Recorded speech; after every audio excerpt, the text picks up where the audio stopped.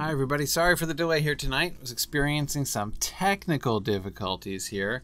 My problem is, of course, as you know, I normally have my class slides and my game screen open side by side, and my game screen just absolutely will not obey. It's not cooperating tonight. It is insisting on only showing up either as a tiny screen about, tiny window about the size, a little bit smaller than a postcard, or full screen, which means it would take multiple steps for me to switch back and forth in between them. So I was trying to solve that problem for a while. I've now given up trying to solve that problem. So what I'm going to have to do is I'm just going to have to stay out of the game until it's field trip time, and then I'll enter the game at that point. So it'll take me a couple minutes to kind of boot up at that point. So folks in Gladden, don't worry, Narnian won't be there during class, but he'll show up right after class and we'll do our field trip as normal. So, and I'm just going to have to run with only my slides here tonight. So thank you for your patience. That is my explanation here at tonight's frustrations. So, okay. Yeah, Tony, we are finally going to reach the end of this long, no good, very bad day for the Hobbits. My goal is to finish Chapter 10 tonight. Chapter 10, that's what we're doing. We're totally going to finish Chapter 10 tonight. But first, let me do a couple quick announcements. And first, my apologies again for having to miss last week. One of my kids was sick, as you probably saw, and I ended up spending time not only taking care of my kid, but also cleaning out my wife's car. If you have kids, you probably know what I'm talking about. If not, you really, really don't want to know. Anyway, so it's all good. So yeah, we're gonna Pontine gives me a 40% chance that we'll finish Chapter 10. That's fairly generous, Pontine. I think we're gonna make it. But as I say, first, some announcements, because we got some pretty exciting stuff coming up here. The first thing I wanted to remind you about, I've mentioned this before, it happened last year, but I want to bring it up again because it's really exciting, and that is our Signum Academy summer camp programs. You may remember the Hobbit camp that we ran last year for middle school kids. We're doing more kids camps this year by popular demand. So we're doing our Hobbit camp again, but we're also doing our Harry Potter camp, our Narnia camp, and Madeline L'Engle camp, Wrinkle in Time camp. So that is it's going to be great. You can see the dates. They're kind of spread out so that people can do multiple camps. Kids can be involved in multiple camps over the course of the summer. These camps are completely free. They're each 2-week camps. And how they work is they're designed to be a sort of a hybrid experience. Every day for 2 weeks, so Monday through Friday for 2 weeks, we have an online large group session where everybody can be involved. We have a primary lecturer, several of whom are our Signum University master students who have teaching experience at the K through 12 level, and we're really excited to go through these books with our batches of campers this summer. So the kids will get a chance to ask questions live and talk about the books in that kind of a big group online environment. But then also we have been preparing these really fun detailed activity packets that people can take, and you can be getting together at public libraries, at people's homes with homeschool groups and stuff like that, to have some discussions, do some activities and crafts together to really kind of imaginatively invest yourself in the world of these stories, and for, to enable kids to really kind of dig into what's going on in these stories. So anyway, yeah, it's really going to be awesome. I mean, so this whole camp experience has been really fun. The way that we have been trying to organize it, that we've been partnering primarily with public libraries. It doesn't have to be just at libraries. Again, if you've got a kid who wants to do it on their own, or you've got, a couple friends who want to do it together, that'd be cool. There's no reason it has to be a library, but we do want to partner with public libraries. It's a great place for kids to be able to get together, kids from a local community to be able to get together and do some of these activities together, have some discussions and do some fun stuff together, even watch the classes together possibly. So if you have a local public library that you think might be interested in hosting these camps, again, there's no charge whatsoever, no charge to the families, no charge to the libraries. It's free for everybody. We just want to encourage kids to be reading awesome books this summer. Anyway, so what I encourage you to do, go into your public library. If you're part of a homeschool group or something, talk to them, right? Go into your public library if they're interested. Tell them about these programs, that they could sort of host a chapter there at their own library. If they're interested, send us an email and let us know. So on this page, which is Signum University .org/academy. So this is the Signum Academy, which is our K through 12 kids programs.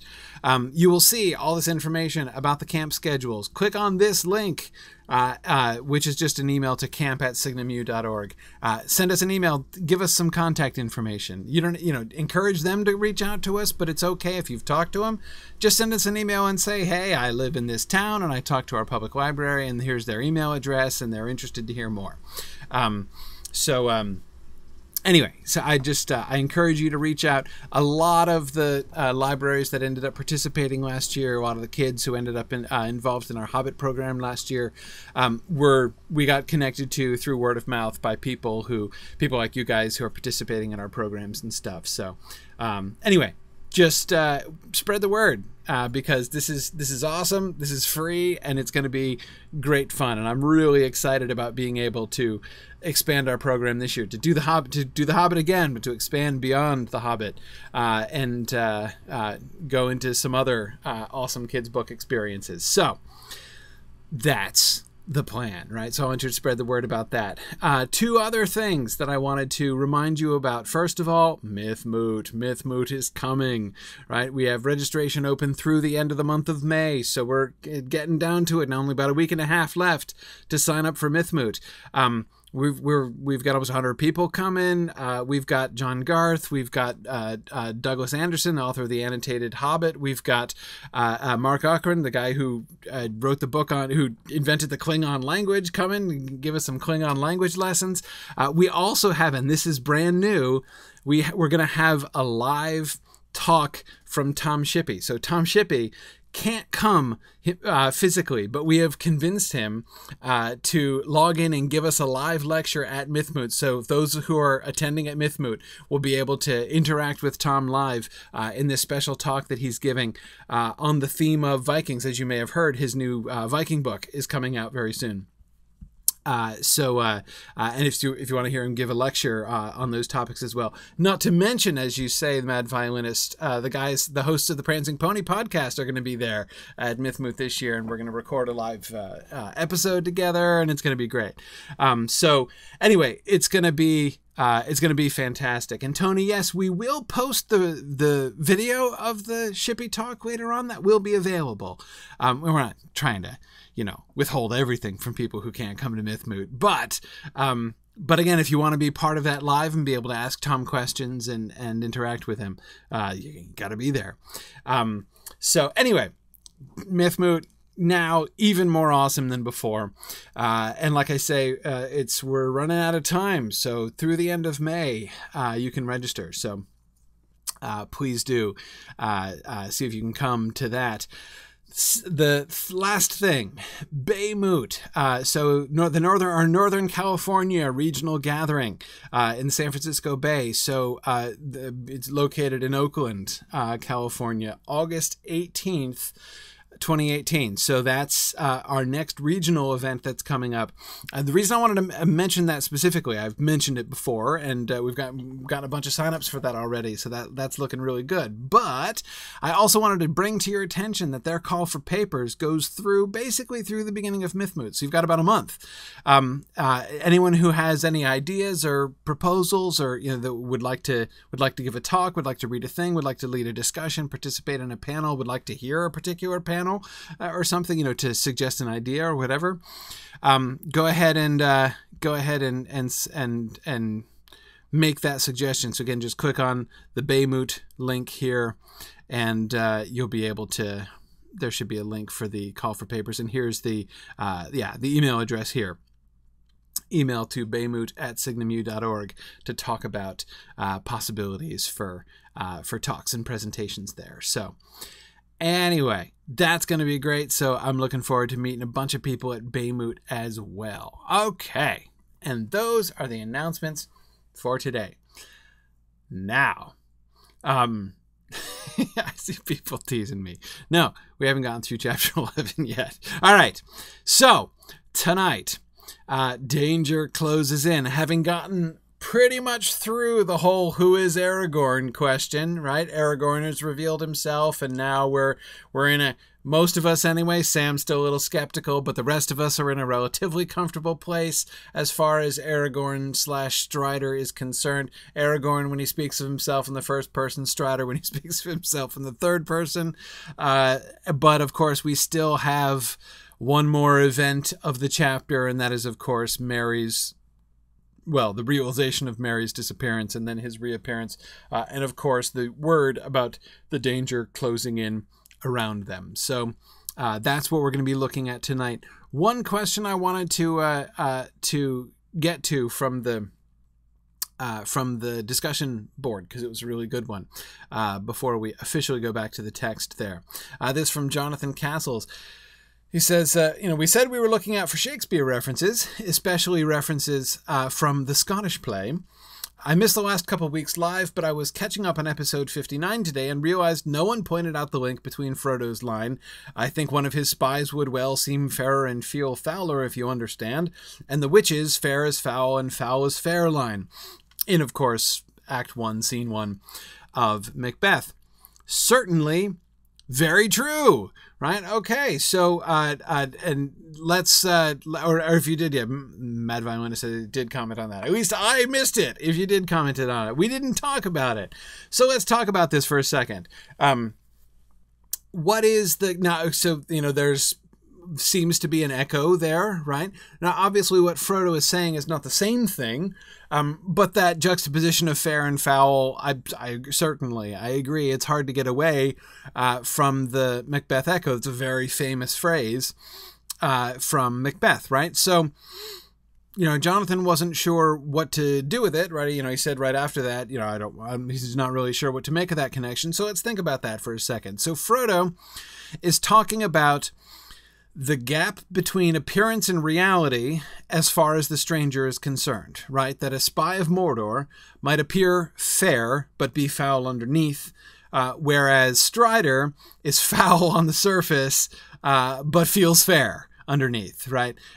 Has this disreputable, rascally appearance, and yet Frodo has this sense that that's not the reality, that he's putting up a false bad front rather than a bad guy putting up a false good front.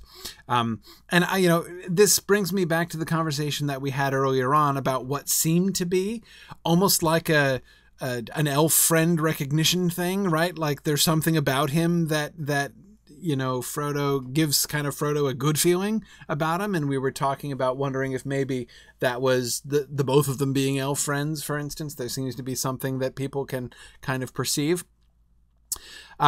But let's think about this in conjunction with that line in the play, because again, I certainly agree.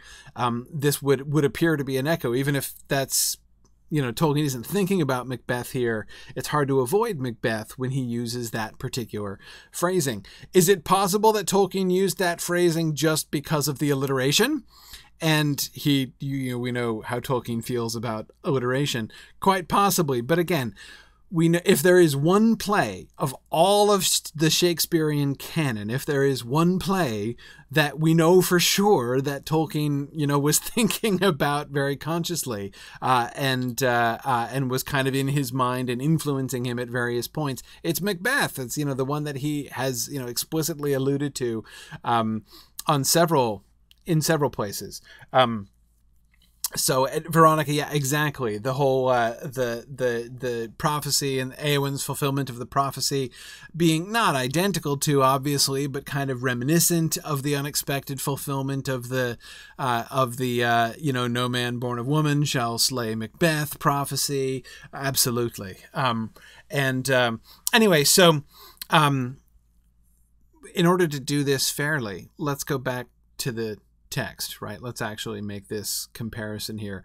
Fortunately, Act 1, Scene 1 of Macbeth is so short, we can put it all on one slide. So here is the entirety of Act 1, Scene 1 of Macbeth. Let's look at this. We get the three witches meeting on a blasted heath with thunder and lightning going on overhead, right? When shall we three meet again, in thunder, lightning, or in rain? When the hurly-burly's done, when the battle's lost and won. That will be ere set of sun. Where the place? Upon the heath, there to meet with Macbeth. I come, Grey Malkin, Paddock calls, anon. Fair is foul and foul is fair, hover through the fog and filthy air. So we have our witches, right? And they're talking about when they're next going to meet again, which is, of course, the next time they're going to meet again is when they meet Macbeth and deliver their prophecies to Macbeth, which sort of ensnare him right into his downward spiral. When the hurly-burly's done, when the battle's lost and won, so they're gonna meet him after the battle, of course, as you doubtless remember, as I am sure that every single one of you retains crystal clear memories of the play Macbeth.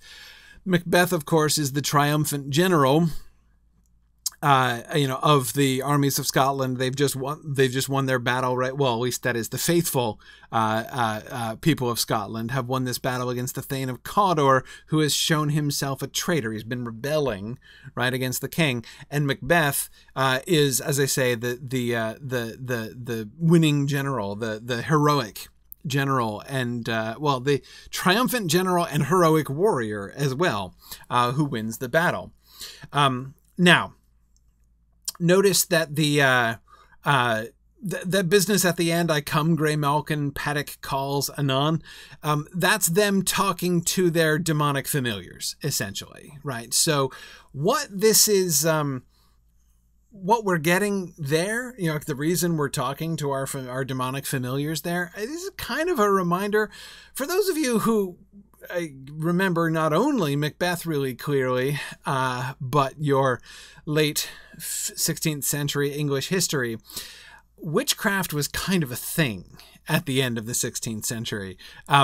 It was H.O.T. hot in the culture of James I of England, right? King James, who succeeded Elizabeth I, was all over the witch thing, right? He wrote a book on demonology and witchcraft. It was like his hobby, witches and demonology. So this was, and of course he's also from Scotland, James. It was, of course, James IV of Scotland. So, anyway, yeah, so this is a very topical play in these ways, and he's here, Shakespeare, is here invoking the widely accepted and certainly authoritatively described connection between witches and demons. That's how witches, of course, do their thing and get their power, is by their demonic familiar spirits. And so we see here Shakespeare kind of evoking the sort of traditional knowledge about witchcraft, right, that is circulating in his culture at that time, right? So he's clearly setting, these are the bad guys, right? These are demonic, these are wicked women, right, who have sold their souls to demonic familiars and who have been given powers. We see them, doing these black rituals and things later on in the play. Very, very bad. Okay. And then at the end of this, so having explained that they're preparing to meet Macbeth, right? They have plans for Macbeth. They then end what's their plan? What are they going to do? Right? We're only given 2 clues about this. One is they're chatting with their demonic familiars, like it's not going to be anything good, right? But secondly, of course, is the couplet that we get that they say in unison at the end: fair is foul and foul is fair, hover through the fog and filthy air. So what does that mean exactly? Fair is foul and foul is fair. What is the significance of that line? This is, of course, what we've been building up to, right? What does that line mean in Macbeth, so that we can think about it and compare and contrast what it means here to the usage that Tolkien has with that pairing, with the fair and foul pairing there in chapter 10.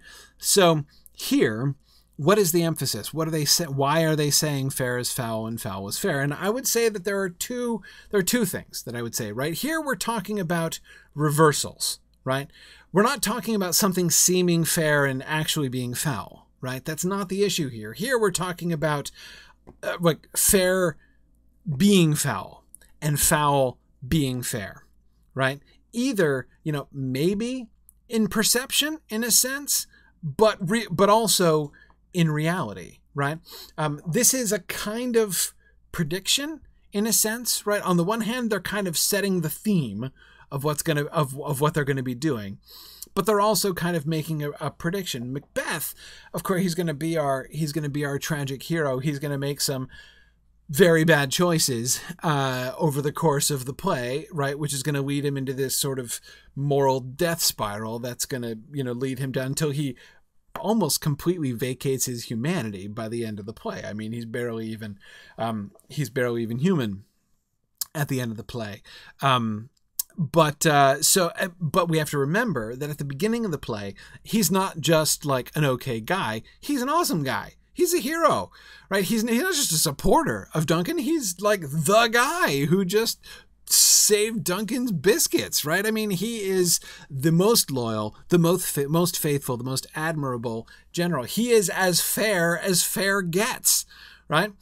So fair that Duncan is going to reward him with the thainship of Cawdor, right? With the title and lands of the treacherous dude who was just captured and overthrown by Macbeth's virtue and prowess, right? So he is on the one hand, fair is foul, foresees, right, how Macbeth is going to fall from being, at the pinnacle of things that he is here at the opening of Act 1 to the remarkable depths to which he's going to, the depths of foulness to which he is going to sink at the end. So on the one hand, they are kind of both predicting and kind of reveling in the this identity, right? This mixing and the kind of fluidity, right, between fairness and foulness that they're going to help bring about, and that they're looking forward to bringing about. So on the one hand, the fairness and foulness, this describes a shift within him.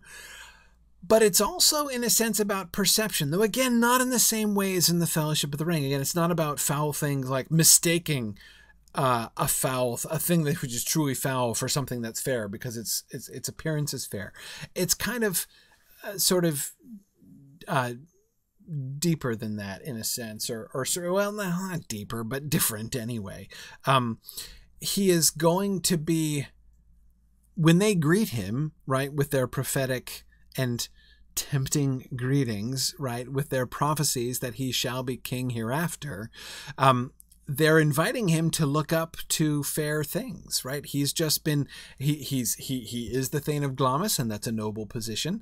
He is about to be awarded the Thainship of Cawdor, right? And that's an excellent and an enormous reward, and he's going to be king hereafter. Isn't that lovely, right? That's so just the three things that they say when they greet him is each one is more fair than the one before, right? These are brilliant predictions, right? Brilliant prospects that they're opening up in front of him.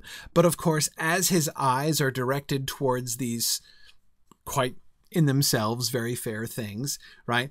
We see that he immediately begins looking down at foul means, right? Having achieved the Thainship of Condor through his excellent actions, now we see him immediately contemplating murdering his king, this act of murder and treason, this very, very foul means by which he is going to achieve that fair thing. And so now we have this muddy line, right, where this fair thing, this fair prospect that's been put before him is foul. It's not about seeming, right? It is.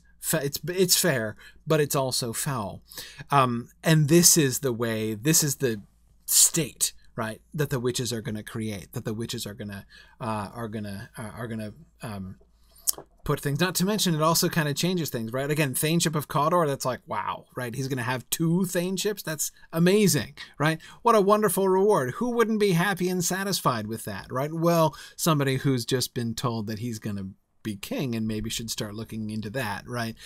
So the Thainship of Condor, which seems like, again, an enormously fair and attractive thing, now looks, mean. It's, that which was fair is now foul. He's totally unsatisfied by that now with this other thing.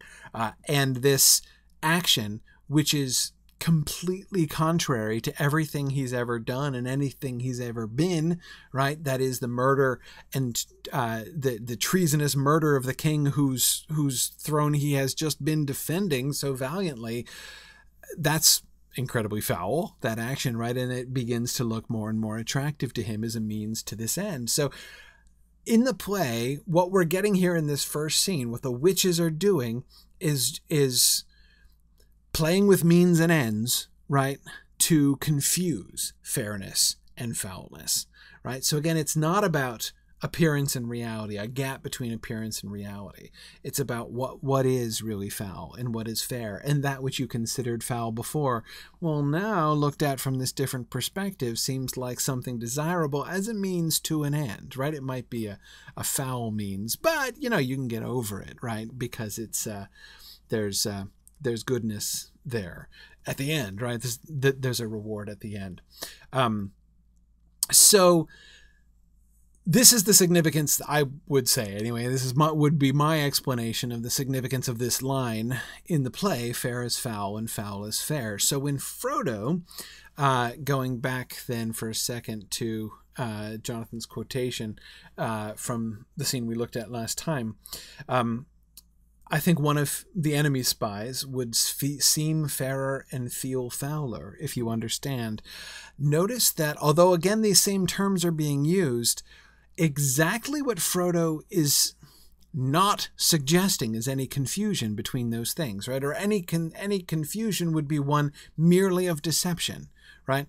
There's no question that foulness and fairness are actually being confounded here. And there's no questions of means and ends or anything like that. This is merely, how can you judge appearances? Even that sense, that conviction that Frodo has, right? That he acknowledges that spies of the enemy, that, the servants of evil can look fair, right? But that even if they did, they would feel foul. And what he's describing here, right? That whole sentence is a setup for the observation that he's trying to make about Strider, right? He's saying there's something that doesn't fit here, right? There is a disjunction between how you seem and how you feel, right? What I am perceiving of your essence and what I am, seeing on the surface of your appearance. Those two things aren't fitting for me. But the way that they don't fit is not the way that I would expect them not to fit. So that kind of disjunction, totally normal, right? Totally normal. Just what I would expect, except the opposite. I would expect a servant of the enemy, a lying, deceiving spy of the enemy, especially, right? Orcs don't look foul and look fair and feel foul, right? They just look foul and feel foul, right? But a lying, insinuating spy of the enemy may feel foul, but there would be a disjunction, right? They would they might look fair, but they would feel foul. So again, the key, and I agree exactly, Tony, that the important words in that sentence are feel and seem. Absolutely. That's what he's talking about, right? So his use, I won't say that his use of the words fair and foul are incidental. Like I wouldn't go anything like as far as that, but I agree that they're not the crucial terms, right? Whereas again, in the line in Macbeth, those terms are almost the entire line, right? Fair is foul and foul is fair. The only other thing we get are linking verbs, right, in that line. Linking verbs which just identify the two things, right? Taking the concept of fairness and foulness, mushing them together, switching them around because it doesn't matter, right? It's a linking verb. It's commutative, right? So to flip a math term into the grammatical observation. That's what this actual confounding of fairness and foulness is what the witches are all about. Whereas Frodo's observation is based on an assertion of his ability to perceive difference, right? That this disjunction might be different, but it would still be there, right? Fair is fair and foul is foul would seem to be the premise upon which Frodo's statement is made, right? Yeah. Now that's a good question, Fourth Dauntless. He asks, does the word seem have an express connection to sight? Not necessarily. No, I don't think it's just about. I don't think it's just about sight there. But it's well worth for a second thinking a little bit more about those words, seem and feel in those instances. What's the difference between seeming and feeling, as Frodo's describing it here? I don't think that seem is only a sight word, though I'd say in the way that Frodo's using it, it would seem to be primarily about sight.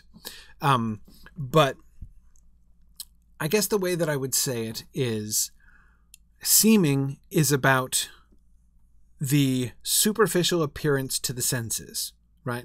Which will be mostly sight, as but it would also be hearing, right?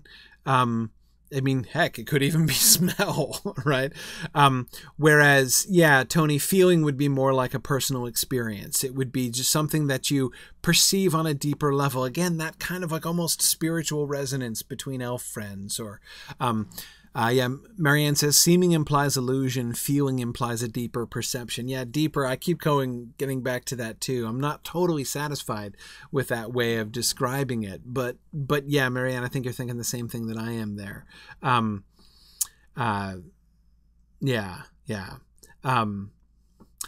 Good.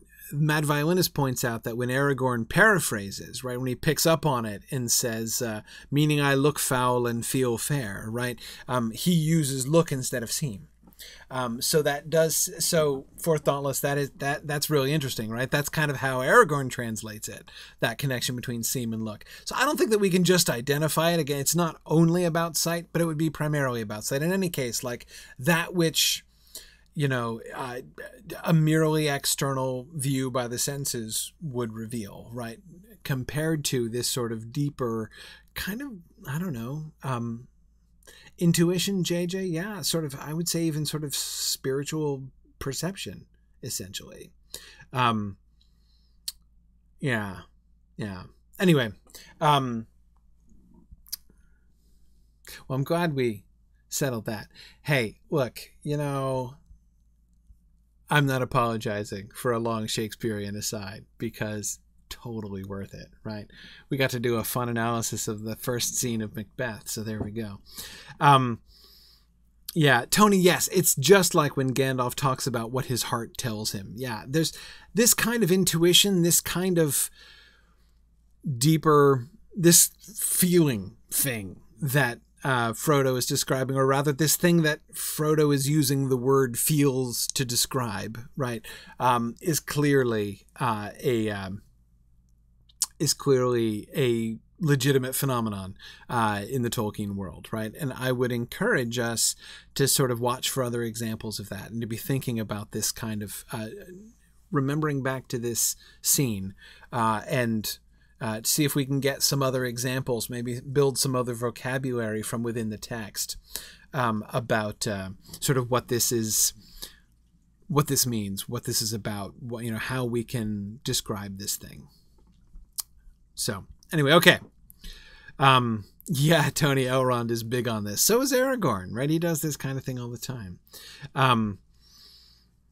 Yeah, good. Erokeb says, Tolkien liked the idea so much he made an elvish phrase for it. Guren bed eni, my heart tells me. Yes. Yeah. Exactly. Ambrosius Aureliana says, we should really read Macbeth in the original Quenya. It really works better. It works better there. Yes. Yeah. That might be, by the way, the subtle illusion you are making is, I think, my favorite line in all of Star Trek. Right. When they talk about reading Shakespeare in the original Klingon, that is absolutely. I think that might be my favorite single line in all of Star Trek. Anyway, okay, all right. Hey, chapter 10. There it is. Okay. So now that we have established Aragorn's identity, we're going to begin our conversation with him. When did you last see Gandalf? Asked Frodo. Do you know where he is or what he is doing? Strider looked grave. I do not know, he said. I came west with him in the spring. I have often kept watch on the borders of the Shire in the last few years when he was busy elsewhere. He seldom left it unguarded. We last met on the 1st of May at Sarn Ford down the Brandywine. He told me that his business with you had gone well and that you would be starting for Rivendell in the last week of September. As I knew he was at your side, I went away on a journey of my own, and that has proved ill, for plainly some news reached him, and I was not at hand to help. I am troubled, for the first time since I have known him. We should have had messages, even if he could not come himself. When I returned, many days ago, I heard the ill news. The tidings had gone far and wide that Gandalf was missing, and the horsemen had been seen. It was the elven folk of Gildor that told me this, and later they told me that you had left your home, but there was no news of your leaving Buckland. I have been watching the East Road anxiously. Do you think the Black Riders have anything to do with it? With Gandalf's absence, I mean? Asked Frodo. I do not know of anything else that could have hindered him, except the enemy himself, said Strider. But do not give up hope. Gandalf is greater than you Shire folk know. As a rule, you can only see his jokes and toys, but this business of ours will be his greatest task. Okay. Oh, okay, hang on. Tony's trying to distract me from this slide. Yes, okay, so Tony says, quick question about the paragraph just before this. I wonder if with Sam's permission, when he says, so with Sam's permission, we'll call that settled, is Aragorn gently mocking Sam for his, with your leave, Mr. Frodo, from earlier in the conversation, right? When he says, with your leave, Mr. Frodo, I would say no, right? And so him now turning to ask Sam's permission. Yeah, Tony, I like that a lot, actually. I hadn't really noticed that echo, but you're right, it is an almost direct echo of Sam's own words. Yeah, I like that a lot. Okay, so Gandalf. Notice in a lot of this confirms conversations we've already been having, right? When we've been talking about his movements. When Gandalf met Radagast, we haven't heard about that yet, right? But when he received the news from Saruman and the invitation to go to Isengard, he believed that Frodo was going to leave in the last week of September, right? So that Frodo's departure was, remember, this is midsummer that he's getting this news. And it was before that. It was on the 1st of May that he met with Aragorn. So he's in the Shire, right? Gandalf's in the Shire, meeting with Frodo back in April, right? they do chapter 2, they do the shadows of the past, he makes his plans, right? He decides he's going to leave, we infenestrate Sam, right? All this is happening in April. And then soon afterwards, Gandalf says, I feel a little anxious, I'm not sure why, I'm going to go and find out. What does he do? He goes and finds Aragorn, right? So we have every reason to believe that Gandalf went more or less straight to look for Aragorn from Bag End, right? When he leaves at the beginning of chapter 3.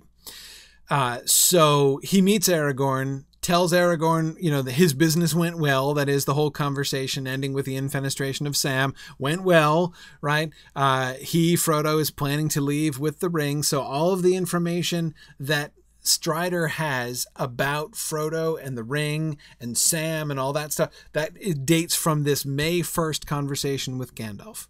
Right. So as far as Aragorn, and then he had to go. So he's a busy guy, right? He had stuff to do. Gandalf seems to have everything under control here. Remember, Gandalf was coming to check and see if there was bad news. He had this sense that something bad was going on. So who does he ask? Strider, right? Who else would know better than Strider, who is not only himself going about at a great rate in this area, but also is, of course, going to be in touch with the other rangers around here, right? So fine. So he goes and talks to Aragorn. What does he find, right? Everything's fine. Right? Aragorn hasn't heard anything. So Aragorn obviously has no bad news to tell him. So Gandalf comes and says, I'm kind of anxious. What's up? And Aragorn's like, nothing. Pretty quiet, right? Everything's fine. And Gandalf's like, okay, so Frodo's going to leave in a few months. It's May 1st. He's going to leave in September, right? So we're talking 4 months from now, almost 5 months from now, Frodo's going to be leaving for Rivendell. And Gandalf's there. So when Aragorn leaves, no reason to suspect that anything's wrong. No reason to suspect that Gandalf's going to leave. Why would he leave? Right? He's not going to leave. Right? So he leaves, Aragorn, right? Then comes back and finds Gandalf is gone, and the Black Riders are in the area, and Frodo has still not set out, right? So this is not in one sense a big deal. Like, that is, he doesn't know about the letter, right? He doesn't know that Frodo was supposed to have set out in July, right? So he doesn't know that Frodo's late. Frodo's still on schedule, but it's just all of a sudden, holy cow, the Nazgul are here, and where's Gandalf? He had everything under control around here, right? And now all of a sudden, nothing is under control. Everything is going, and nobody knows where Gandalf is, and that Gandalf would be detained. Notice he's immediately talking about Gandalf being like that, that he's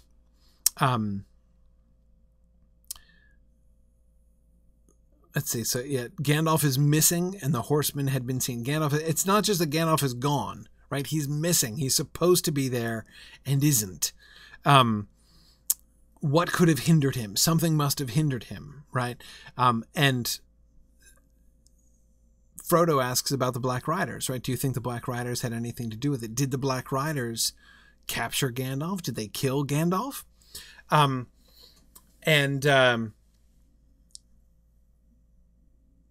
The answer, probably, right?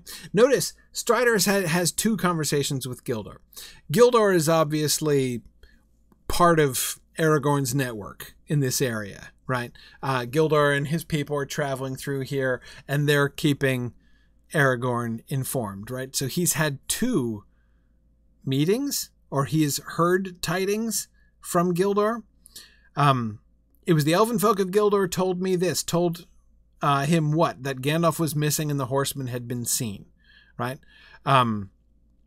So yes, so Gildor knew that the Black Riders were in the area before Gildor met Frodo, right? He already knew about the Black Riders. Remember back to the first interactions that they have when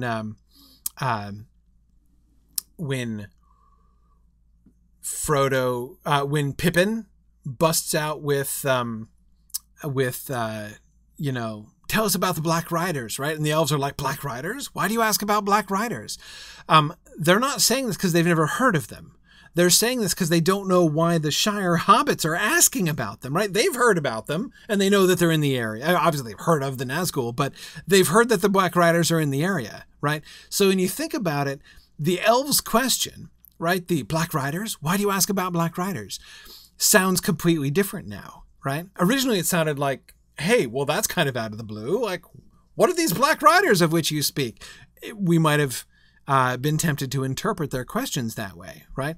Now it is clear that the emphasis is quite different, right? Wait a second. Why are you asking about Black Riders? Do you know something about Black Riders? How do you know anything about Black Riders? They were totally unaware that there was a Black Rider like 5 yards away from them, right? So they, it ran away as they approached, and they didn't even know it was there. They're disturbed to learn that it's there in the Shire already, right? Gildor knows at that point, right? He knows that Frodo was just this close from being captured by one of the Nazgul, right? Which, of course, is why he's like, why don't you come along with us for tonight, right? Yeah, exactly, Tony. They're not surprised that they're abroad. They're surprised that they're in the Shire. That's exactly it. Yeah. Now, Mad Violinist asks, are we meant to think that by missing, Gildor didn't mean that he was specifically expected, but simply that they expected Gandalf to be where the Nazgul are? Possibly. I have got to think that Gandalf probably talked to Gildor too. But I have to think that they knew at least that he was in the area, right? That Gandalf was kind of the one in charge of this whole Shire business, right? So the fact that he's not around again, that he's not been heard from in some time, would probably strike them as odd even, yeah, I mean, so I think they know he's supposed to be around. Why did the elves not mention that Gandalf went to see Saruman? They don't know. They don't know. That's the significance. Gandalf finds that out from Radagast, as we'll learn later. He is near Bree when he finds this out, stays that one night of the Prancing Pony, and then heads south. He does not interact with Gildor and the elves. He doesn't interact with any of the Dunedain. The only person with whom he interacts between Radagast and Saruman is Butterbur, right? So yeah. Let's see. So Gildor is learning something when he learns that Frodo expected Gandalf and that Gandalf failed to make the meeting. Yeah, he's learning details that he didn't know. He knew that Gandalf was missing. Gildor seems to be then even more concerned when he learns that there was a definite, a point that he was supposed to come by this date at the latest, and he hasn't come, right? So for Gildor, this seems to move it from general unease, like, okay, hang on, wasn't Gandalf supposed to be around? Like, where's Gandalf? I have not heard from Gandalf in a while. The Nazgul are here and Gandalf is missing. Did something horrible happen, right? This kind of a vague sort of anxiety about Gandalf to, okay, now we have concrete reason to know, like, he would not fail to keep his, to keep his tryst, to keep his appointment with Frodo. He would not fail to keep that unless there's this proves that something serious is amiss here. Yeah. So, okay. I don't know of anything else that could have hindered him except the enemy himself, says Strider. And this is fun in a couple ways, right? First, that he can't think of anything, right? Notice how unthinkable to Aragorn the concept of Saruman being a traitor is, right? That Saruman would have turned on Gandalf and held him prisoner. That's completely off the radar, right? I mean, no one suspects that. So that's one interesting thing to observe from Aragorn's words here. The other thing, of course, is that this is really fun for, and those of you will know what I'm talking about right away who have been doing the history of the Lord of the Rings series with me in the Mythgard Academy on Wednesday nights. Of course, you'll remember from the our discussion of the Return of the Shadow that Gandalf, of course, in the original drafts, when these, words were first written, Gandalf had been captured by the Nazgul, in fact, and was being held in a tower to which he had fled, and in which the Nazgul had trapped him, basically. So Gandalf would run up a tower, and they couldn't take him, because he was defending himself in the tower. So he was trapped more than exactly held prisoner. He was like besieged, essentially, and the Nazgul were surrounding him. Treed is a good way of describing it, Tolonio, actually. Yeah, exactly. Tony was just thinking the same word. Yeah, they had treed him, essentially. But yeah, they were the ones, in fact, who were holding him prisoner. So, yeah. Exactly, JJ. Saruman's treachery is an anti-eucatastrophe. Yeah, exactly. Okay, so good, right? But don't give up hope on Gandalf, right? Because he is greater than you Shire folk know. Notice, by the way, I think that both of them here are not wanting to say that they think Gandalf's dead. I mean, that Gandalf was captured by the Nazgul is like theoretically possible, but not hugely likely, right? I mean, more likely they just would have killed him. If they caught him, if they caught up with him in the wild and had a conflict with him, right, and took him down, I mean, that would be a hindrance, right? I don't think that Aragorn is implying that he thinks they've captured him. And that's why I think he says, but do not give up hope, right? Do not give up hope means, I believe, there might be hope that he's still alive, right? Not there might be hope that he might get free from his imprisonment. No one's even talked about that. And I think that Frodo doesn't want to say it, and neither does Aragorn. With Gandalf's absence, his absence, right? He doesn't want to say, is Gandalf dead? But I think that's what they're both thinking and what they're both afraid of. Okay, hang on, move that. All right. Pippin yawned. I'm sorry, he said, but I am dead tired. In spite of all the danger and worry, I must go to bed or sleep where I sit. Where is that silly fellow, Merry? It would be the last straw if we had to go out in the dark to look for him. At that moment they heard a door slam. Then feet came running along the passage. Merry came in with a rush, followed by Nob. He shut the door hastily and leaned against it. He was out of breath. They stared at him in alarm for a moment before he gasped, I've seen them, Frodo! I've seen them! Black Riders! Black Riders? Cried Frodo. Where? Here, in the village. I stayed indoors for an hour. Then, as you did not come back, I went out for a stroll. I had come back again and was standing just outside the light of the lamp looking at the stars. Suddenly I shivered and felt that something horrible was creeping near. There was a sort of deeper shade among the shadows across the road, just beyond the edge of the lamplight. It slid away at once into the dark without a sound. There was no horse. Okay. What do we get? First of all, we got to keep in mind here, where does Merry have his confrontation with the Black Rider? Right? He does not have his confrontation with the Black Rider in some back alley of Bree, right, where he has wandered around on his ill-judged nocturnal stroll through this strange new city that he's visiting, right? It is right outside the pony that he has this confrontation with the rider, right? I had come back again. So he went out for a stroll and he had come back again. He was at the pony and he was standing just outside the light of the lamp.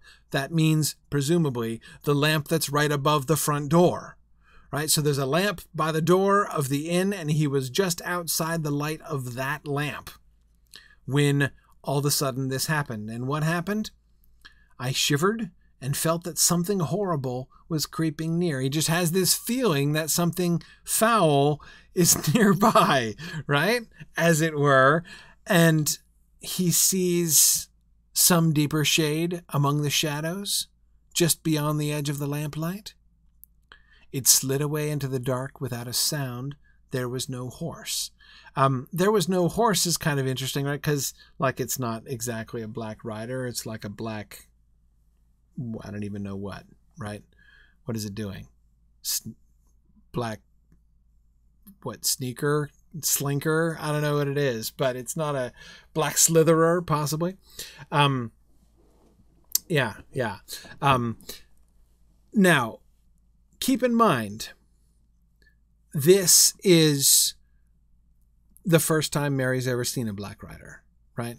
He might have seen the one from a distance, right? The one that was on the ferry landing after they were already halfway across the river. That's the only time that he has ever seen one, right? He was, remember, he said when they told him the story about how they'd been chased by black riders across the Shire, that he would have thought they were making it all up, right? Had it not been for the shadow that he saw on the landing and that queer sound in Farmer Maggot's voice, right? The fact that Farmer Maggot was so scared.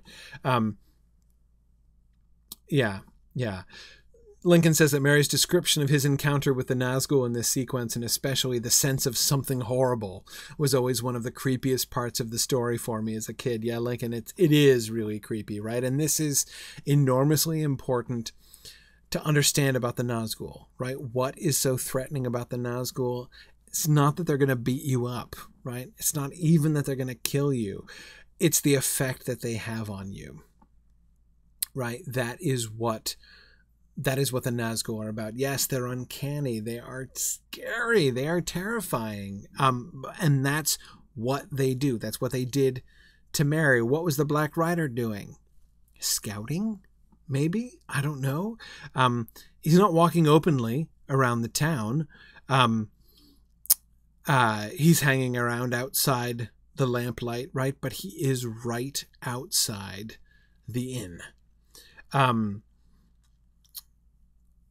Valori says, in her head, there was no horse, sounds almost accusatory. Like, you said they had horses, right? You said they were riders. I didn't see a rider. I didn't see a horse here. Are they meeting with Bill Ferny? That seems quite likely. Quite likely. Let's get the other half of the story. Which way did it go? Asked Strider suddenly and sharply. Mary started, noticing the stranger for the first time. Go on, said Frodo. This is a friend of Gandalf's. I will explain later. I love, let's think of this from Mary's point of view, right? He comes in and he's like, I've seen them, dark strangers out in the, they were really scary. And then all of a sudden, this man that, this big person whom he's never seen before and who deliberately looks all shabby and rascally and intimidating says, which way did it go? And he's like, wah, who are you? So Frodo's like, Frodo's saying this is a friend of Gandalf's is interesting, right? He's told Aragorn that it would have saved time if Aragorn had told him that he was a friend of Gandalf's, right? So he is giving Mary the same shortcut that he says would have made things easier for him, right? Yeah. Anyway, okay, so and Mary, to do him justice, rolls with this pretty well. It seemed to make off up the road eastward, continued Mary. I tried to follow. Of course it vanished almost at once, but I went round the corner and on as far as the last house on the road. Mary looked at Strider Strider looked at Mary with wonder. You have a stout heart, he said, but it was foolish. I don't know, said Mary. Neither brave nor silly, I think. I could hardly help myself. I seemed to be drawn somehow. Anyway, I went, and suddenly I heard voices by the hedge. One was muttering, and the other was whispering or hissing. I couldn't hear a word that was said. Then I felt terrified, and I turned back and was just going to bolt home when something came behind me and I fell over. Okay, so what did Mary do? Mary sees a black rider off in the darkness and follows it. Right? He trails it. He pursues the Black Rider in the dark in the strange city. So yeah, Strider is kind of surprised. You met a Black Rider in the dark. And not only did you not run away, right? You actually chased it, right? That's really amazing, right? And he is impressed. He is looking at Merry with wonder. You have a stout heart. Very few people would respond in those circumstances to a Nazgul that way. But it was foolish, right? And yes, isn't it fun thinking about Merry's ultimate destiny here, right? Yes, Merry is gonna kind of make a little career for himself of being willing to go towards Black Riders instead of away from them, right? When he should be scared and intimidated. That is really fun to think about. Now he says that it was neither brave nor silly, right? Which is, of course, what he's just said. It was brave, but silly, right? You have a stout heart, but it was foolish. And he's like, I don't know that it's either one. He could hardly help himself, he says. He seemed to be drawn. I don't know how we're supposed to understand that exactly. This kind of compulsion doesn't seem to be, I don't know.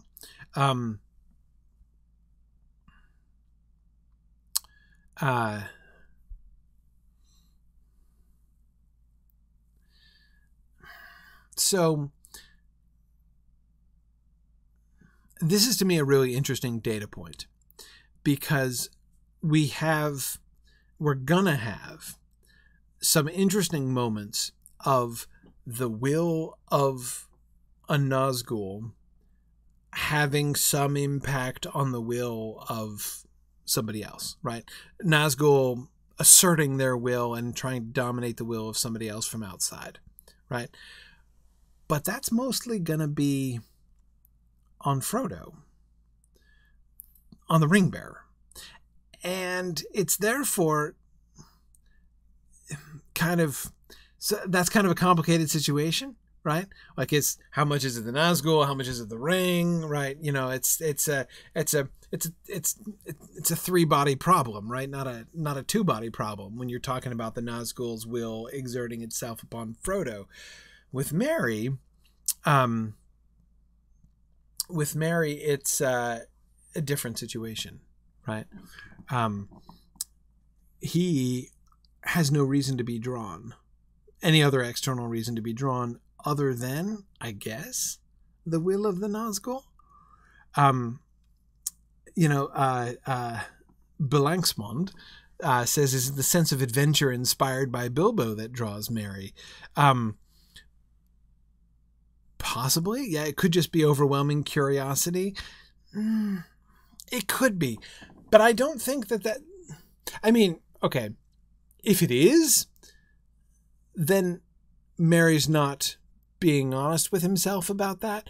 What he's describing is not merely curiosity, right?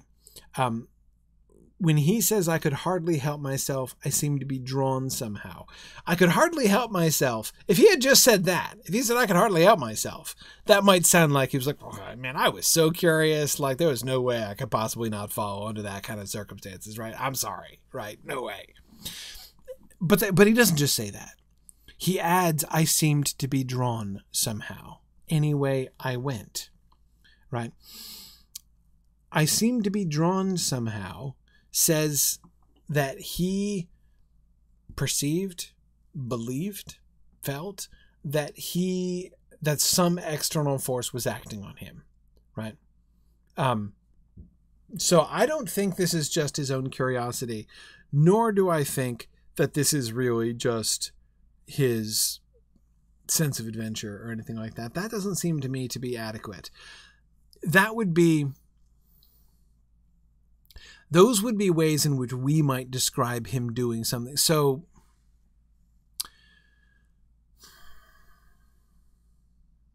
we might say that Merry's spirit of adventure influenced him in his decision to recommend, to support the idea of going through the Old Forest, right? That Merry was kind of keen to go through the Old Forest because of his curiosity, if the Old Forest was really like all the stories that he'd heard about it, and his sense of adventure, right? So again, if we said that about Mary, I would think that would be a perfectly fair thing to say about Mary. But it's not what he's describing here. Maybe he's lying, right? Maybe he's lying to himself. Maybe he's making an excuse here. That's possible, that he's making an excuse here. That it really was just his own curiosity. It really was just his own sort of troublesome sense of adventure, right? That's leading him to do this rash and foolish thing. And after the fact, he's like, okay, so that if I just say that, it sounds really dumb. So I'm going to try to diffuse the foolishness of this by claiming I had no choice. I was drawn by some mysterious force that I can't explain. That's conceivable. I can't absolutely rule that out. But I don't think so. Let me say it this way. If Mary's making that up, if that's a cover story that Mary's using to make an excuse for his own foolishness, it's an awfully conspicuous one, because what he's describing is exactly like the effect we are going to see the Nazgul have on Frodo on several occasions. This is a thing that the Nazgul do. This is an effect that the Nazgul have. However, is the Nazgul even aware of him? I don't think so. Is the Nazgul drawing him? I can't imagine that it is. If it is, why isn't it waiting for him around the corner? I mean, it's not that I can't imagine the Nazgul wanting to capture Mary, right? Sure, probably it would, right? And perhaps it would even do so by trying to draw him out of the light and, down a dark street where it could then pounce on him and drag him off, or whatever it is that it was going to do, right? But it doesn't do that. It goes about its business. Mary follows it almost all the way out of town. Did you notice? Where does it follow? Where does he follow him to? Where does he follow him to? We know this. Almost the last house outside of town, heading east, Bill Ferny's house, right? We know that this is Bill Ferny's house. We're going to see when we pass Bill Ferny's house on the way, that same way out of town, the next day, we'll see this explicitly, right? The Nazgul is going to Bill Ferny. In other words, it's not doing anything with Mary. Mary is following it and overhearing it. Mary is effectively shadowing the shadow here. And it does not yet seem to be aware of Mary's existence. Again, if it were, surely it would have ambushed him already. Not just like gone along its, I'm about to say its merry way, gone along its way to meet up with Bill Ferny and chat with him over the hedge, right? While the Hobbit listened on. If it were with its conscious will drawing Mary into, endangering himself in the dark street on his own, it'd have pounced right away. So, therefore, since I don't believe that Mary is just was merely curious and acting foolishly and is making an excuse for himself, I don't believe that. And I don't see that there's any reason to believe that the Nazgul was consciously trying to draw Mary after it. Therefore, I can only conclude that Mary follows the Nazgul, that this sort of drawing after it is like an unconscious effect that the Nazgul seems to have on what? People, right? And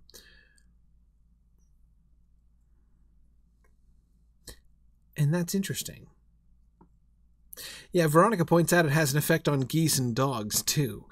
Yes, though that, I think, Veronica, the dogs howling and the geese yammering, that's their perception that something horrible is nearby, right? that same feeling that Merry got when he's standing there, looking up at the stars outside the prancing pony, that sense of something horrible nearby. If he were a goose or a dog, he'd have been screaming at that point, right? That, I think, is what the geese and dogs are responding to. The geese and dogs don't follow him, right? We don't see them be followed along by a crowd of geese and dogs.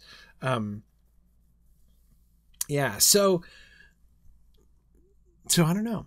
I'm not sure what to make of this, but I think it's an interesting point for us to kind of watch and see, especially as the Nazgul are we see the Nazgul interacting with others. This attraction that the Nazgul would seem to have. We have seen it before too, right? Even just in Frodo's temptations to put on the ring and stuff, right? That was ring temptation, but this desire to leap out and reveal himself to the Nazgul seems to me to be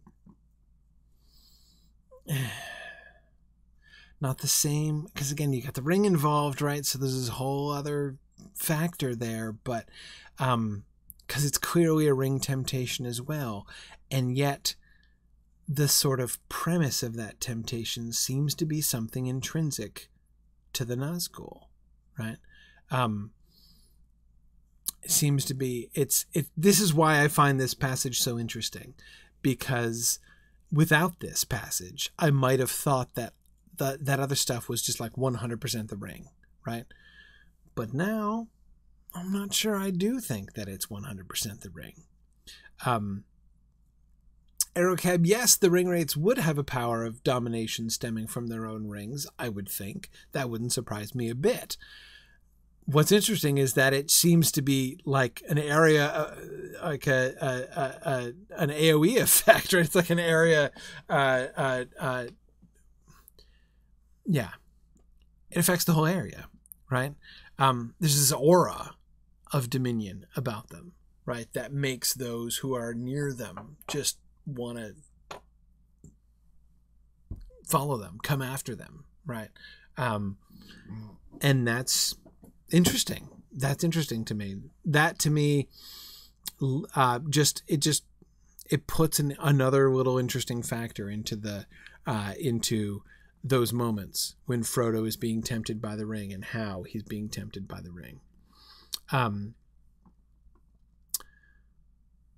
Yeah. Irinda says, I thought one of the reasons the ring temptation is so powerful around the Nazgul is that they call to it as it does to them.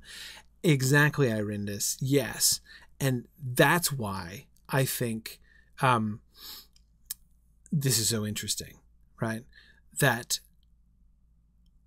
it helps me. I think it helps me. Maybe it just confuses me, but I think it helps me to understand better what's going on with those ring temptations. It isn't that the Nazgul are like communing with the ring and being like, okay, Ring of Power, do your stuff, right? Frodo is feeling a temptation that is derived directly from the Nazgul himself. And the ring is the one who seems to be taking advantage of that temptation, right? In order to further tempt him to use the ring, right, to reveal himself or to whatever. Exactly. The Nazgul may have some ability to call to others through their will, not simply due to the One Ring. Exactly. Because of course you,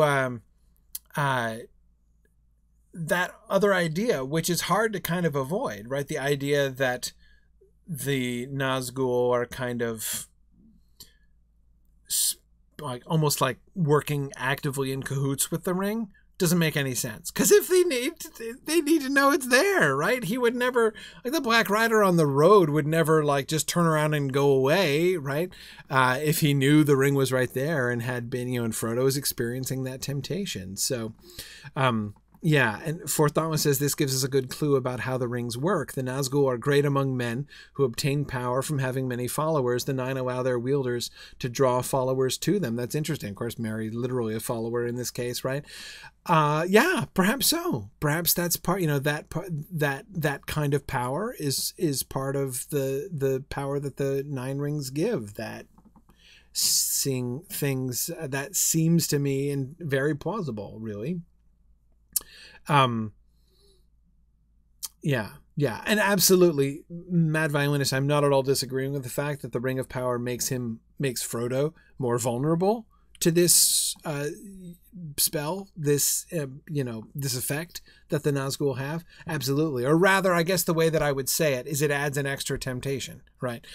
This feeling of like, I really should go after them. I really should reveal myself to them. I really just opens the door for the ring. Right? The ring is just looking for an excuse to say like, hey, yeah, why don't you put me on? That would be a great idea. Go off on your own and wear me, right? This seems to be one of the things, those like the main things that the ring keeps trying to tempt Frodo to do. So when he's trying to hide himself and the ring from the Nazgul, and he's feeling this temptation which derives from the Nazgul to reveal himself to the Nazgul and to go to the Nazgul, then if he's being drawn towards it, then the ring's going to seize right on that, right? Yeah, hey, go towards it. That's just the thing, right? Why don't you put me on, and off we go. So yeah.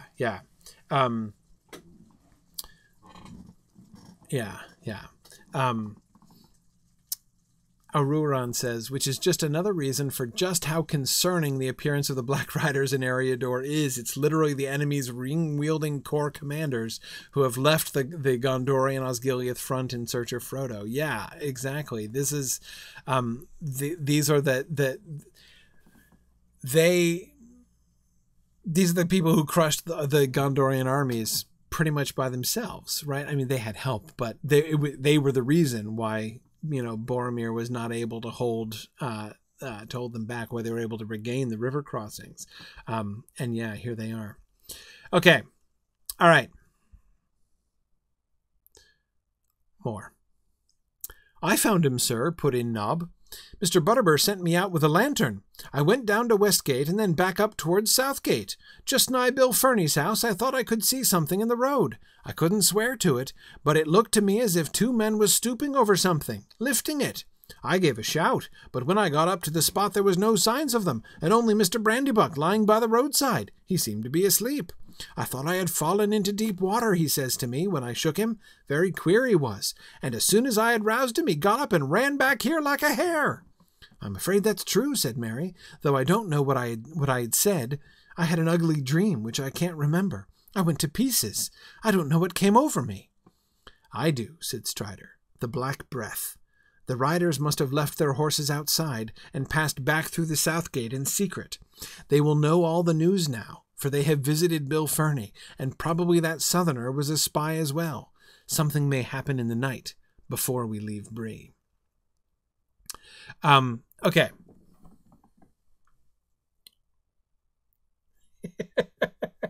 Eric has a proposition that Nob is the real hero of the Lord of the Rings, as powerful as a company of elves driving off a ringwraith. Yes. Okay. So,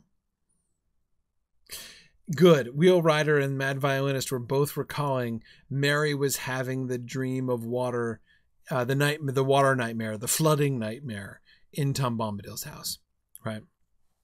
Okay. First, who was picking him up? Mary. When Nob rescued him, from whom does Nob rescue him?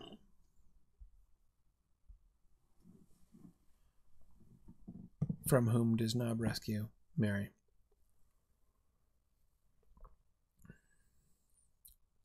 Yes, Fourth Dauntless and Mad Violinist, absolutely. Ferny and the Southerner. I feel fairly confident in that, right?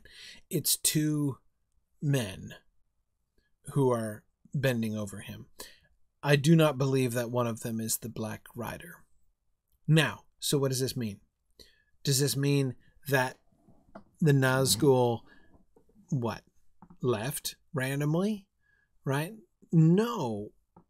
This is him, the Black Rider, capturing Mary, right? This is not to say Bill, he's not captured by the Nazgul. He's captured by Bill Ferny instead, right? No, that is him being captured by the Black Rider, right? This is how they're operating. What are they doing, right? They're taking Mary, presumably, into Bill Ferny's house, right? What are they going to do there? Question him. Certainly, they're going to question him, right? Yeah. JJ says the Black Rider's a king. He's unlikely to do his own heavy lifting. Yeah. And not only that, he's also a wraith. And not really likely to pick up the body of a hobbit and haul it around. So yeah, Tony, exactly. The Nazgul don't generally interact physically with their enemies. Do we ever see them doing that? We haven't yet, right? We haven't yet. We'll get to the stabbing. The stabbing is interesting, right? And the one time in which arguably this happens, but even that's not simple, right? Because Frodo's wearing the ring when he is stabbed. So we'll get some interactions later on, right? And things are going to change. And Fort Thomas, hang on the Battle of Pelennor Field, because the Nazgul are different then. The Nazgul are going to get an upgrade. And I don't just mean Tolkien's going to amp them up in his descriptions. Tolkien was pretty clear in his sort of ancillary writings about the fact that the Nazgul, they get upgraded before the Battle of Pelennor Field. Anyway, so can the Nazgul pick up Mary and haul him off the street? I don't even know. But to me, that's not even the really important question. The important question is that's not how they operate, right? The Nazgul did what he wanted to do. He drew Mary after him, which he didn't even know he did, right? But he sees that he has drawn this hobbit after him, and he has overwhelmed Mary, right? Look at Mary. So let's go at Mary's description again. I felt terrified and I turned back, and I was just going to bolt home when something came behind me and I fell over. So the Black Rider caught him. He's spying on the Black Rider. He's followed the Black Rider. The Black Rider's talking to Bill Ferny over the hedge. Mary is sneaking up. He's not close enough to hear what they say. He suddenly gets scared. And he turns to run away, but the Black Rider is right there. Something comes up behind him. The Black Rider comes up behind him, and boom, he drops, right? That's the Black Rider taking Mary captive, right? That what he just did to Mary. This is our prototype now, right? We have seen the Black Riders interact with a victim, right?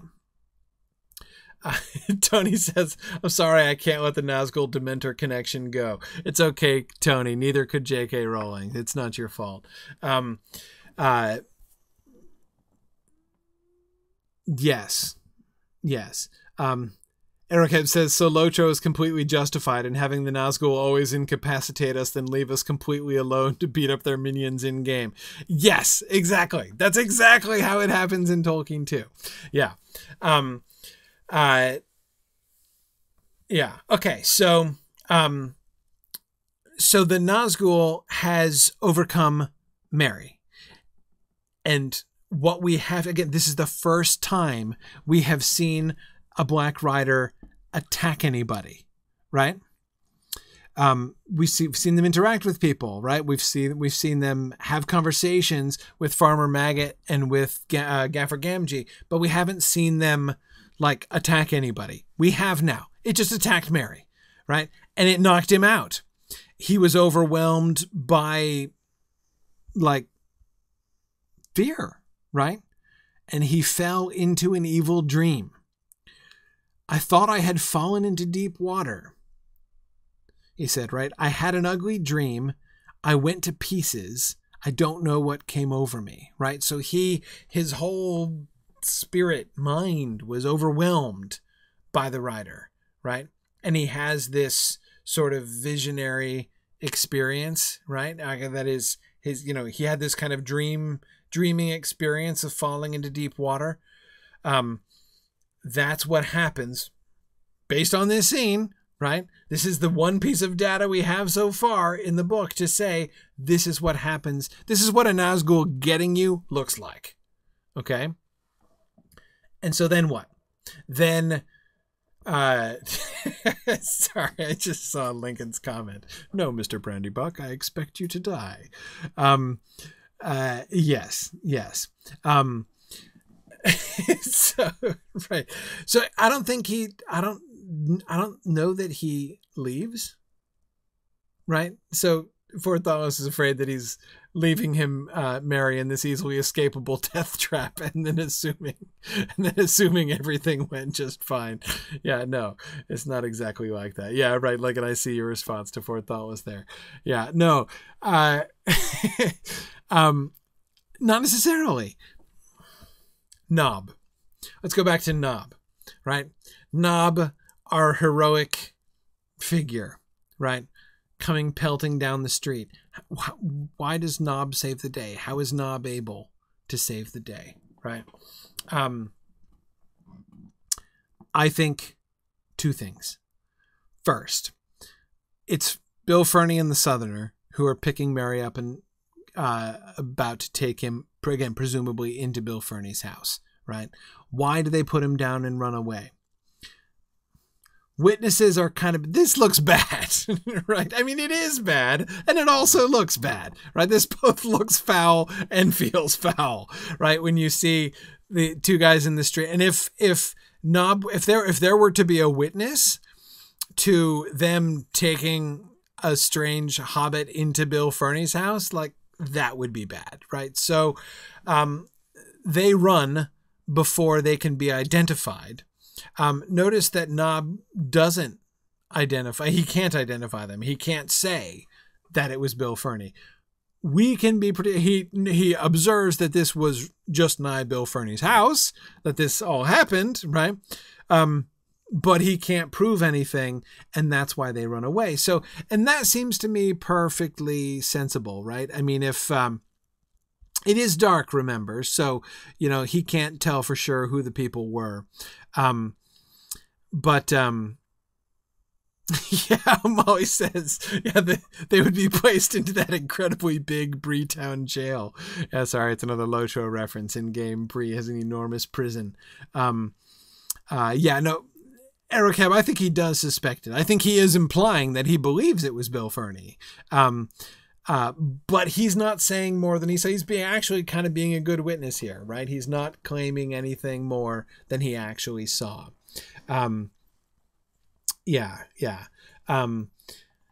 So Nob rescues Mary because they don't want to have any witnesses. They don't want to be identified. There would be some questions asked in the morning. If a hobbit went missing from the Prancing Pony and a witness saw Bill Ferny bringing the comatose hobbit inside his own house, right? That's the kind of thing which even in a small town like Bree, like, you're not going to be able to get away with that kind of thing. So it makes perfect sense that they would leave. But what about the Black Rider? Why doesn't the Black Rider do anything? I think there's a fairly sensible answer to this question.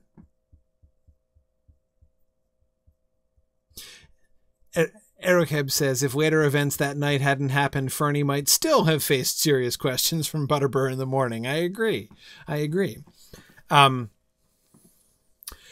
Catriona, that's a really good point. Catriona says, maybe they recognized Nobb's voice and especially didn't want to get caught by one of Butterbur's people. Yet we've seen the kind of influence Butterbur has in the town, right? Butterbur isn't necessarily the magistrate, but if Nobb, Butterbur's servant, is able to bring testimony, and I mean, Butterbur, this would be bad, right? Yeah. Simon says, if I ever lived in a small town, you can't get away with anything without it stirring up talk. People had already talked about Bill Ferny. Yep. No, very true. Very true. Okay, so, but what about the Nazgul? What about the Nazgul? Why doesn't it overwhelm Nob too? Yeah, Irendis, that's my conclusion as well. I don't think, as much as I admire Nob, I don't think the Nazgul runs from Nob. I think that Bill Ferny and the Southerner run from Nob because they don't want, again, they don't want his testimony against him. So they run before, because he's carrying a lantern, right? So they're in the dark, he's carrying a lantern. When they see somebody running down the hill from the pony, carrying a lantern towards them, and he gave a shout, right? Yeah, I gave a shout, but when I got up to the spot, there were no signs of them. Yeah, so shouting and running towards them with a lantern, they scamper. That makes good sense, right? The Nazgul has to not be there. I don't think the Nazgul would be afraid of Nob, and it makes perfect sense. We know that there are several Nazgul in the area. We know that the Witch King is not far away, and that he has been sending his riders here and there trying to find some clue for where Baggins is, right? This is a good lead, and he thinks he has secured the Hobbit, and he knocks Merry out, right? And then he says to Bill Ferny and the squint-eyed Southerner, take him into the house and hold him, and we'll be back, right? And he goes off to tell his boss, right? That makes sense. No need to supervise the henchmen, Tony. Absolutely, I totally agree. Yeah. Blue Wizard asks if Mary is neither brave nor silly, which is Nob? Brave, no question, right? Nob is brave. Because remember, Nob never sees the Black Rider, right? He's just gone out looking for Mary, and all he sees is Mary comatose in the street, right? He's got to assume this guy works at a pub, right? He's got to assume that Mary's drunk or something, right? He's got to have seen more than one comatose person in the street before. Anyway, but he sees a comatose hobbit in the street being like about to be hauled off bodily for goodness knows what reason by two very suspicious looking dudes, right? And so he runs towards them with the confidence of his convictions, apparently, because he goes in 1-on-2, right? One hobbit against two big people, convinced that making a shout and holding a lantern is going to be enough to scare them off, which of course it is, right? Small town. If he continues to shout, he would rouse other people. Yeah. Veronica, I certainly think that he thinks Mary's about to be robbed. Absolutely. There's all kinds of bad things that could be happening here, right? Yeah. Tony, I bet he does think that he's stopping a mugging. Absolutely.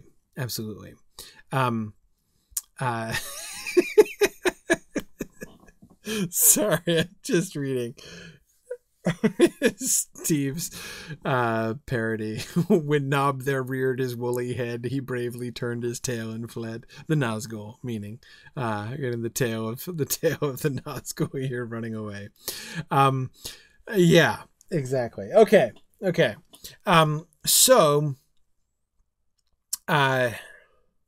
Right, especially by Bill Ferny's house. This has got to be the most suspect part of the whole town, right? Absolutely.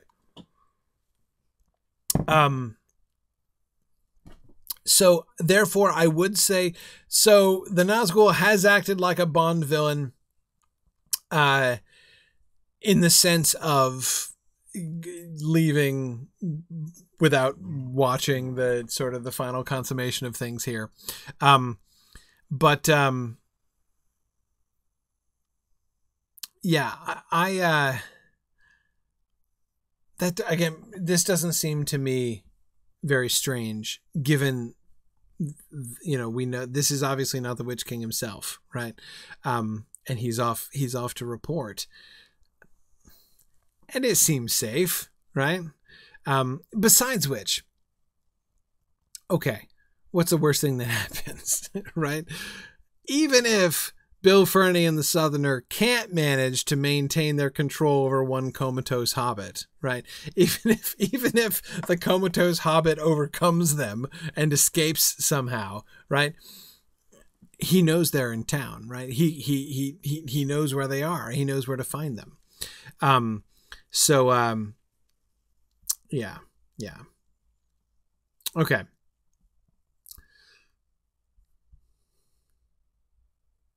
All right. We are pretty good. This is Nob's finest hour, Brunier. This image of Nob running, shouting down the road with his lantern, right? Rescuing one of the clients of the, one of the patrons of the inn, from mugging or murder, right? Or something.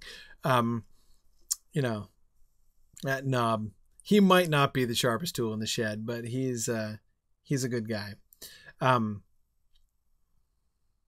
Yeah. Good. Mad Violinist says Ferny wouldn't have been able to identify him, as Mary never came into the common room, which begs the question why they would be ordered to kidnap him. Because he's a hobbit, right? I mean, are you Baggins, or have you heard of Baggins? Do you know anything about? I mean, I would think, and that's another reason. Like, it's not like the Nazgul has left the Ring of Power behind. Right, he's not gone full Bond villain on this, right? What just happened here? From the Nazgul's point of view, what just happened here, right? There are two things. So there's a strange hobbit, right? That's a bonus. He's not even going to the Witch King to report the random hobbit they just caught, right? That's a bonus. He's going to report what he just heard from Bill Ferny, because Bill Ferny just told that Nazgul the story of the Man in the Moon song, right? He has just heard an account of Frodo's performance in the common room. So, vanishing hobbit, right? Spontaneously disappearing hobbit performs at the Prancing Pony. That's the news that he's running off with.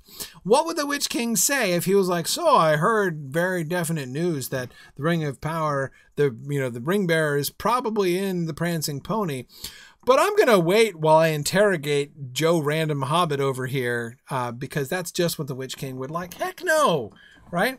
He's going to say, okay, let's interrogate this hobbit and see if he knows anything about this. You take him into the house and ask him some questions. Meanwhile, I'm going to take the really big news back to the Witch King.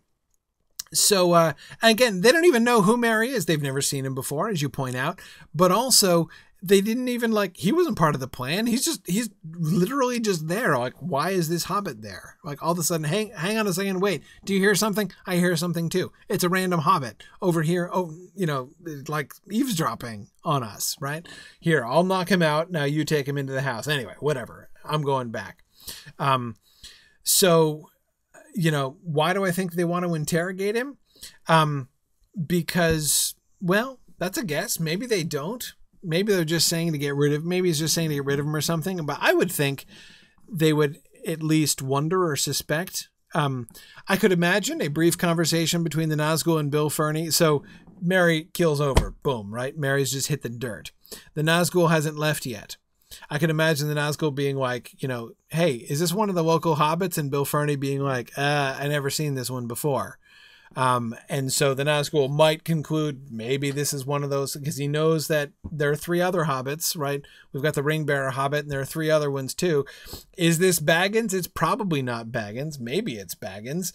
Probably he searches him for a ring of power. I'm guessing I'm going to go out on a whim and guess that the Nazgul would search Mary's body for a ring of power. Not finding the ruling ring on the person of this strange hobbit, he would conclude that he's not Baggins, but maybe he knows something about Baggins. So hang on to him, right? The fact that Bill Ferny and the Southerner are picking him up and carrying him away, again, I have to assume, into Bill Ferny's house, suggests that the Nazgul said that that's what they should do, right? Yes, Simon, they do know that there are a party of 4 hobbits coming out of the Shire. So he knows that the ring bearer has 3 companions. So the idea, again, Ferny would know that this was a stranger, even though he didn't see him in the common room, he would know that this hobbit is a stranger. So that's why interrogation, I would sort of assume that was what happened there. So anyway, yeah, but what their plans exactly were for Mary, who knows? And they don't really get a chance. But yeah, the Nazgul absolutely would. I mean, I think the Nazgul know pretty well that the Ring of Power is at the Prancing Pony right now. And again, that's really big news. But it's time to report now, right? This Nazgul's got to go back to the Witch King with this news, because what's he supposed to do? Attack the Prancing Pony, right? Nazgul don't act like that, right? Certainly not here. Certainly not now in Bree. So go back and report while it's night, right? And tell the Witch King what's going on, and let's make a plan, right? So all of that makes sense. I don't think the Nazgul is acting weird, or that it's like especially convenient that he leaves Mary. Again, who the heck is Mary? Mary might be useful, maybe as in useful information, but it's not. There is literally nothing they could extract from Mary in the way of information that would be more useful than what Bill Ferny just told him, right? Magical invisible hobbit staying at the Prancing Pony. That, again, that's the headliner right there. Yeah. So, okay.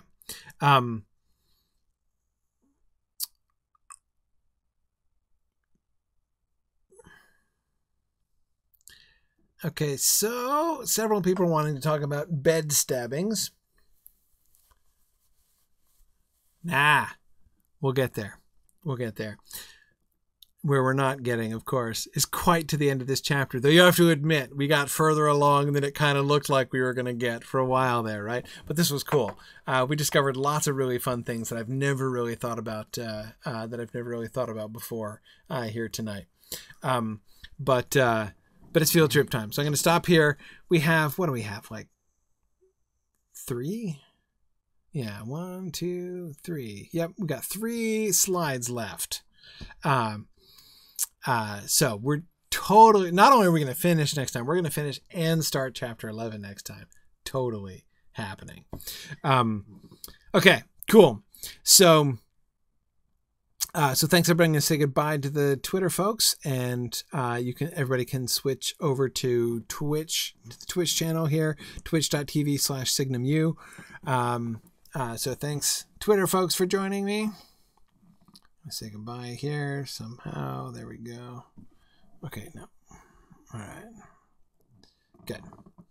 And Emma Thorne predicts 3 more classes before the end of the chapter. Ha ha. Okay. Yeah, so we're on Gladden tonight, and give me a minute. I will log myself in. Where am I? Oh yeah, rebooting my stupid thing. Hang on a minute. Okay.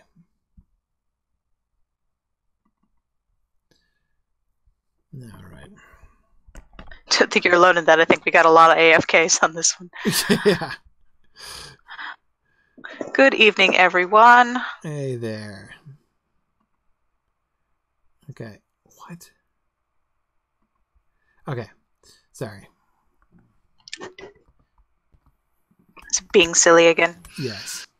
Acting in newfound strange ways. Okay. I'd quote Brave New World, but that's Tempest, not Macbeth.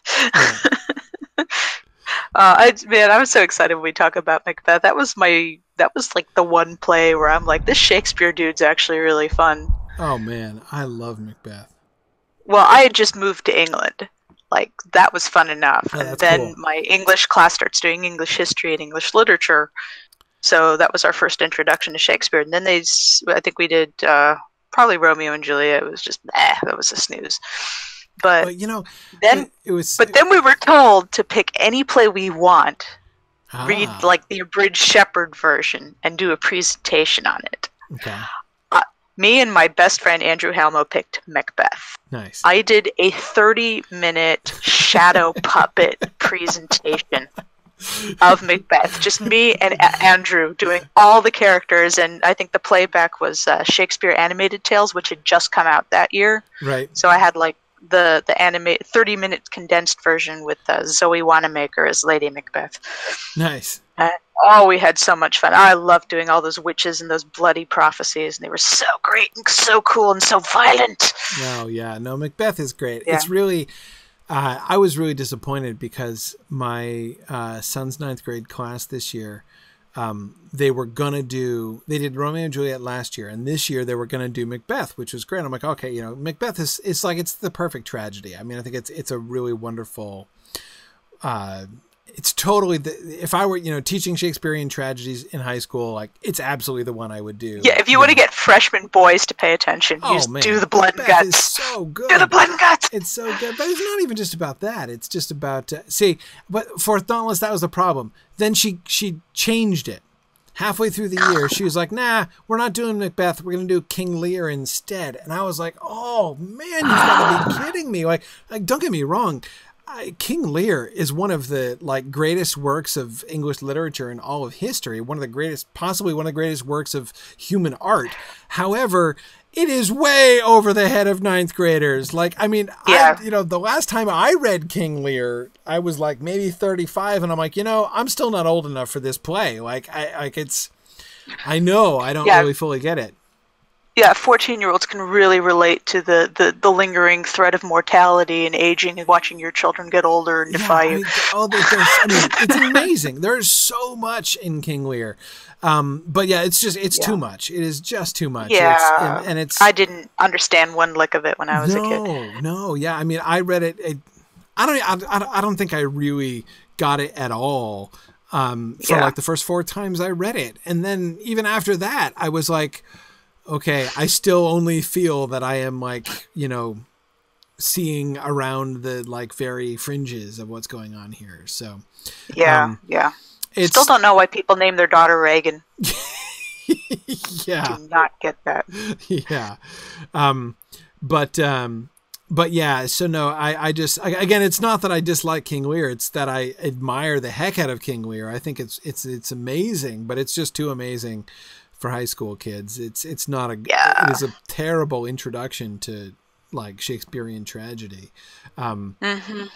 I'd go with Macbeth. Not only would I go, I'd go with Othello. Othello's a little racier, right? You get lots more sex jokes in a much more sexually oriented plot, obviously, in Othello, but still, still way better. They're way readier for the kind of stuff that goes on.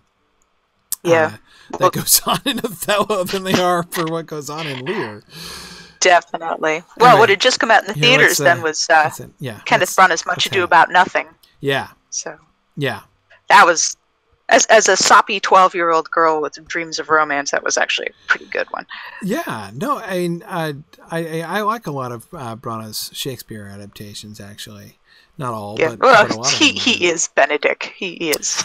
That was really good. Yeah, I thought that was a particularly good one. That's the one with Keanu Reeves, isn't it? My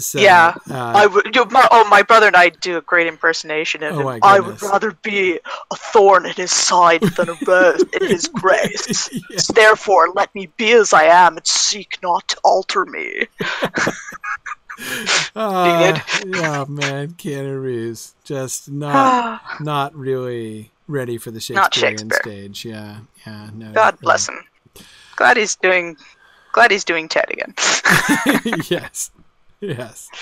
Anyway, okay, so we're going. Where are we going? We're going to Angmar again. And I think before we have little choice. So let's go to Esteldean. From there, I don't want to slow horse. I want to ride it from there because I want to go a different way. Okay.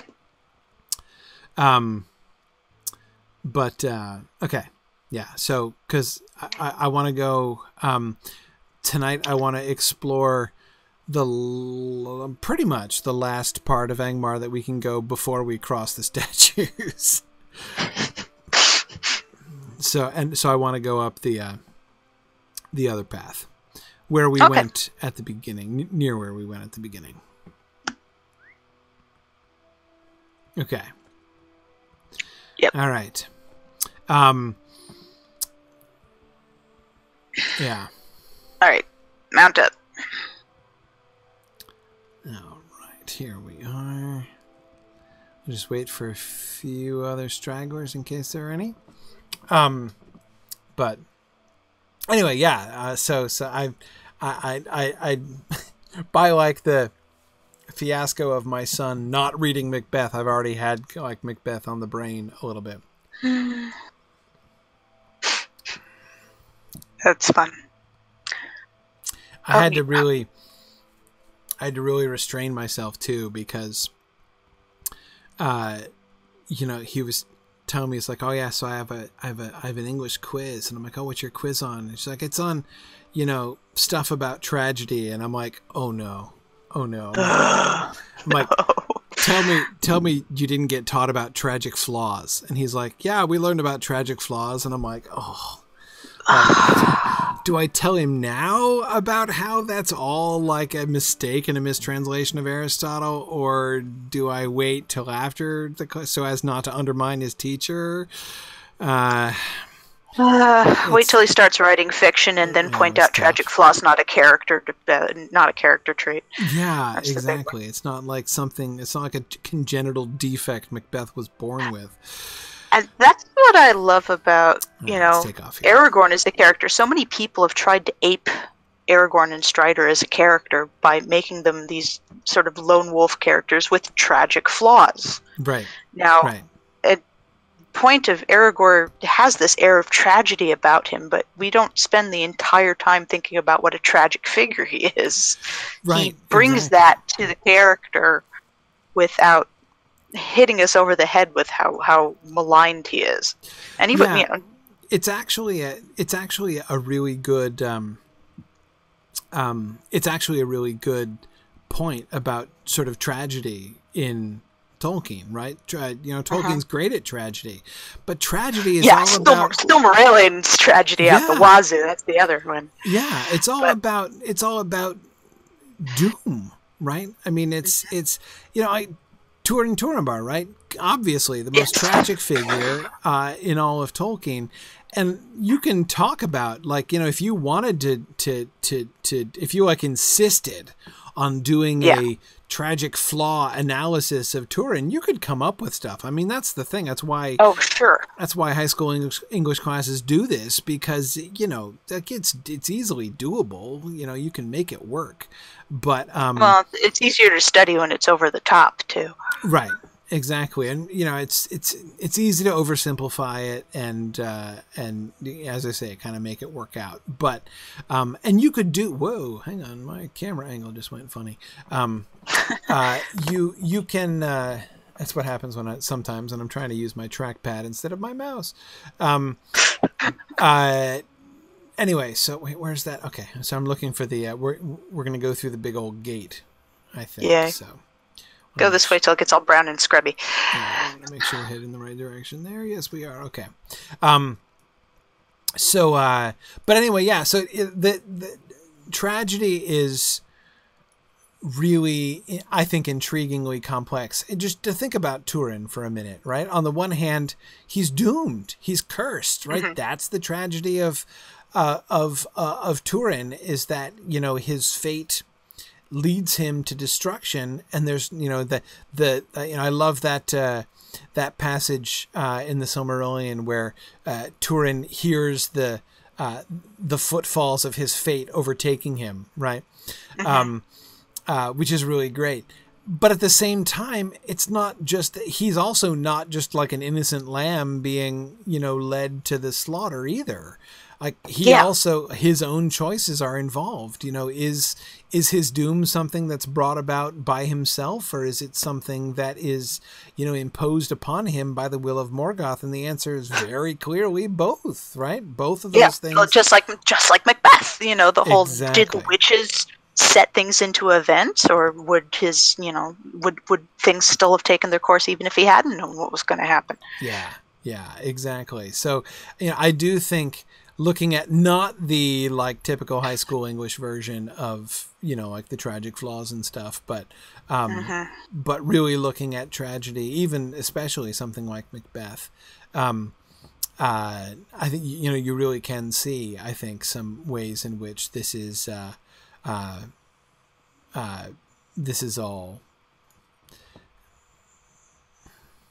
it's all in Shakespeare. Yeah, it's all in Shakespeare. Right. But that being said, now we can go back to our Lord of the Rings characters. That one, the tragedy is more understated, and he's not hitting us over the head with these epic fairy tale characters. Yeah. We're suddenly seeing very realistic people. Right. Sorry, I'm consulting my map here to make sure I'm going the right way. Okay, sorry. Yes, exactly. So I'm really bad at doing two things at once, so I'm very likely just to like run down the wrong road while having a conversation. Someone got dismounted. Hang on. I gotta.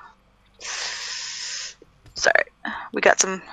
Yeah, we've got low levels here. So. Right, we have not many people with us, and I'm not that good a warden, so. Okay. All right.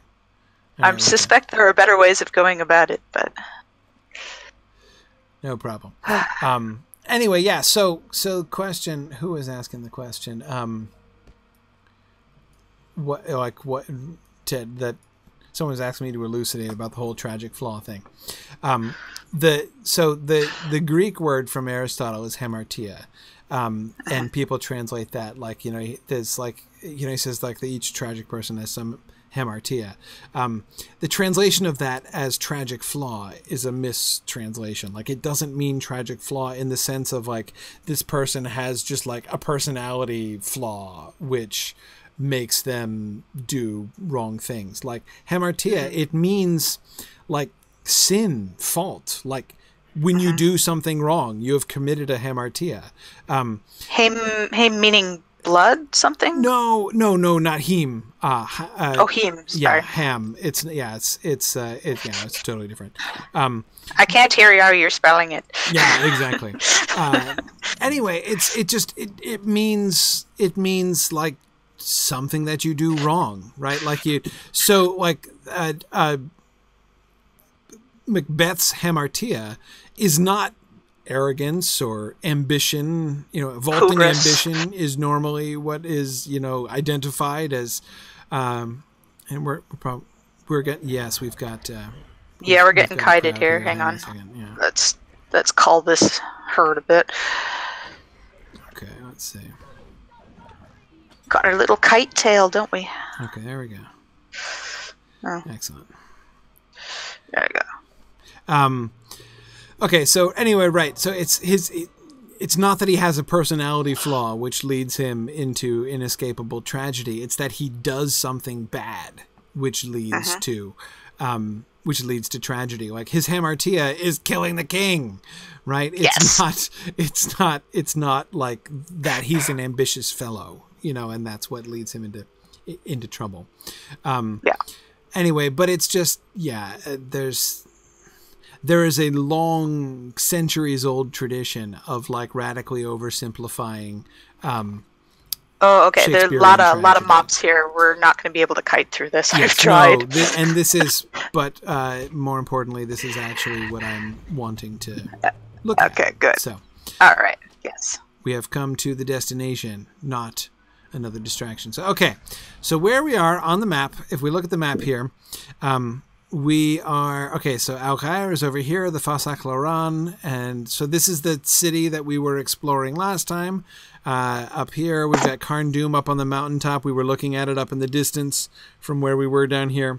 We are now here, so we're in the southeast corner of this westernmost part of Angmar. We're not under the force field yet, it looks. No, not. So this area here, which is marked as occupied as like a town on the map, we can already see what kind of area we are looking at. Because, ooh, the full moon rising behind this guy is looking pretty ominous. I know, it's so picturesque. Yeah, we have one of these. Oh, man, look at that. That's Eldritch. cool. Yeah. So we have another one of these statues that we've been looking at before.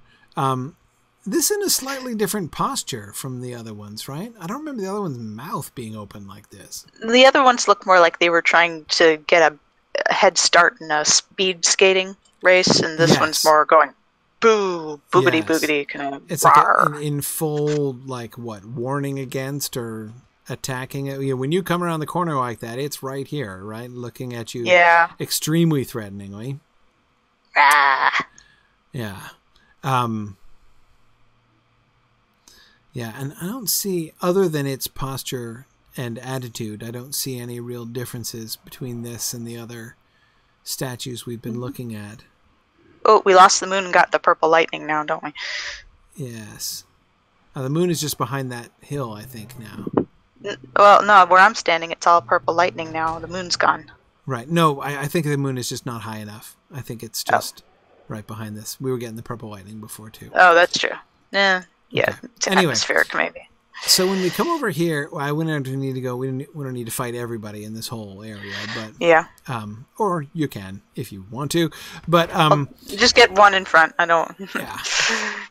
Yeah. The thing that we notice here is we see an old fortification, and also a wooden palisade. Now, I don't want to go all the way through this gate because this gate is interesting in the fact that there's a cliff right on the other side of it. Yeah. This is the same style of stonework that we've been seeing around, right? Like this is thinking back to the different kind of phases of construction that we were looking at in the ruin that we were examining last time. Yeah, that strange, oily, patina, dark metal. Yeah, I think this is the old Angmar, or is it is this new building on the old? Is the black part new and the sort of foundation stone old? Is that what like we they concluded? Put a cap on it? Kind of looks like it almost, doesn't it? I don't know. The part of this bit on the side with the lines coming down almost looks like it's made to be seamless. Like it's part of the same construction. Right. Yeah. And looking at it a more little closely, gallery on the side. The kind of color mottling even the black part on top would seem to suggest that it's old too. Okay, so let's say these are from the same period then. Mm-hmm. And I would say the old period. So this is old Angmar has constructed this. Okay. Mm-hmm. But now we have the old fortification and we have the new, this wooden palisade is probably, no, don't go running through here because there's a cliff. Yeah. And you can't get back up. So we can see this wall continuing around almost as if this cliff were itself like inhabited, like there were. It's just weird how the wall goes along the cliff. Yeah, it's almost like the functional part is that sort of long gallery part. Yes, as if it's like something built into the walls here, right? Yeah, some sort of archery blockade kind of thing. Because clearly it didn't need these little wooden dealies here. This is an after. Yeah. But it's almost like they couldn't get into the old design. That's why they had to build these new ones. Yes. Maybe it's fallen away. Maybe there's... Or the door's closed, or it's too broken up inside to go inside. Yeah, possibly. Remember the giant fishhook from last time? How we couldn't understand why it wasn't. Why it was new and shiny. Yes. Right. I did pop over to Anuminas, the ruins of Anuminas, where they have a lot of the old fishhooks there. They were that same purpley greeny dark metal. Yeah, same purpley greeny dark metal. Not the new shiny metal that we saw the new fishhook in. Okay. Okay. So that So was that was like, definitely yeah, this is a new edition the that's new based on the shrine old design. imposed on the, yes. Okay. Yeah. That's the new order of Angmar. Okay. Mm-hmm. But of course, the fact that we have these wooden palisades butting right up against these old walls shows that we have, oh, see, look, there's a goblin right there among us. Because this is a goblin camp down below.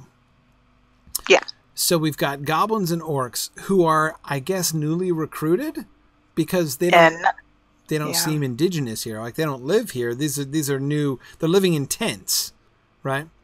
Yeah. So, and they're not familiar with the terrain. They're getting lost and fighting with each other and not sure how to push things down what path and whatever. Right, exactly. Yeah. Woohoo. I'm helping. Actually, this reminds me. I should... This will also help.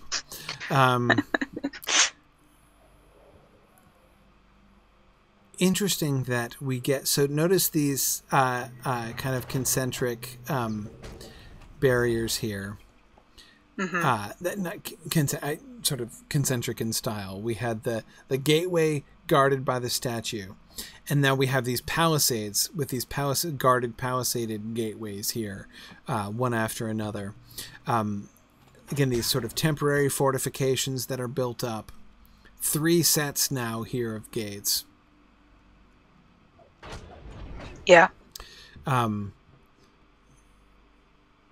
Guarding, again, goblin camps. Though it's interesting to me that these palisades, they're rough. I mean, they're wooden, but they're not nearly as rough as most of the goblin built things that we've seen. There are no skulls.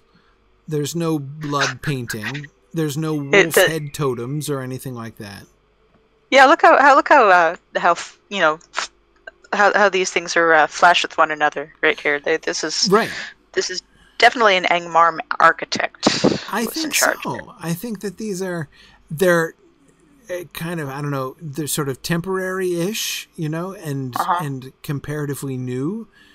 But even that, like the cross piece, I'm looking at the cross piece here, right? That's a squared board. Yeah. With pretty good iron fastenings on it. Yes, exactly. And we haven't seen, even the spikes there have iron studs on them. And I don't remember seeing anything like that. We're just, all we saw from the goblins were mostly sharpened sticks. Pointed sticks. Yeah, pointed sticks. So, Mungly, I agree.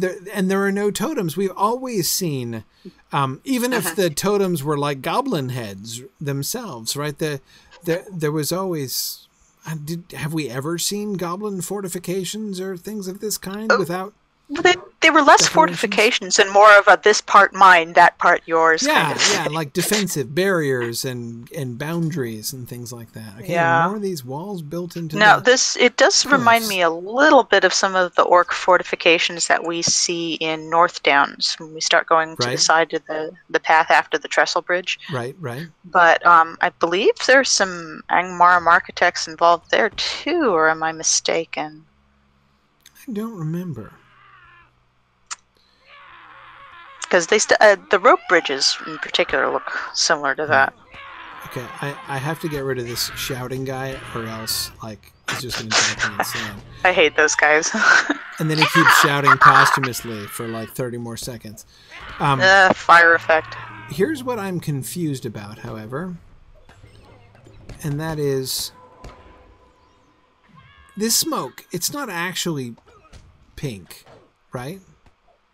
No, I think it's more like but there's some strange colors in this fire, I do admit. That's what I don't understand. I wonder if they're burning some magical items in there or some cursed stuff. That's what I'm trying to figure out. So, a lot of boxes of things. Yeah, there's definitely... That's a shield. There's a shield in there. It's not decorated, though. I wanted to see if this was a shield like the shields that we saw, the Treve Glory have. But That could be any round metal, anything. yeah, it really could. And we've got these banners, which are probably in cloths, which are probably not yet burning.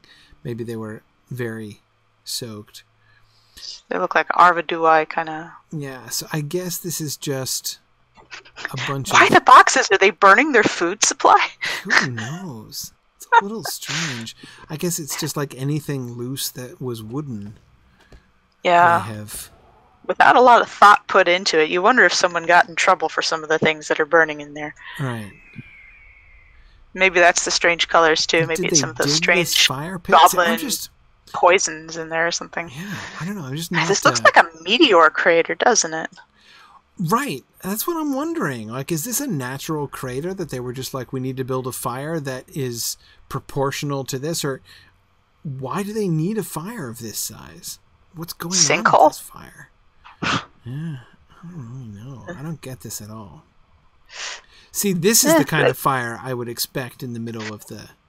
And this is, of course, the camp. That's the cliff that we were on the top side of just a little while before. Yeah, I don't think they made that pit. I think that was a natural thing that they decided to take advantage of. And they decided not to make a campfire of this kind, but an enormous bonfire. Communal trash pile / toilet, probably. Okay, because they're just burning things. It's the town dump, as Crystal Eowyn says. Yeah. We like explosives. Kaboom! Yeah. I guess. Oh dear. There's not a roving threat in this camp, is there? No. That's the fire. Yeah, I thought that was a roving threat too. That's actually the fire. Quest just popped up. Oh, it's because you're the level that you are. Yeah. Well, good. You can steer us clear of it. Yeah, I just want to make sure. Okay, hang on. Where is it? If you mouse over any red bits, it'll... Okay. No, I don't see any red bits, fortunately. Okay. All right. But I've got it on my quest thing, so I'll flash yellow if we get close to it, or if it gets close to us. Okay. Okay, anyway, all right. So I was really interested by the towers and walls set in the cliff faces. Oh, okay. Now here's this. So here... Wow, yeah. That banner, because that's a banner, that's cloth up there. Uh-huh.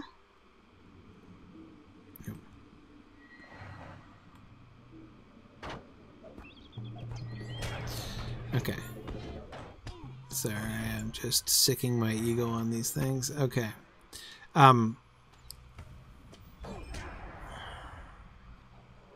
Okay, so theory. Theory is that gateway thing, so like the main kind of archway there is old construction, but okay, so the eagle's being a little inconvenient here. It's like right in my line of sight, blocking what I'm trying to learn.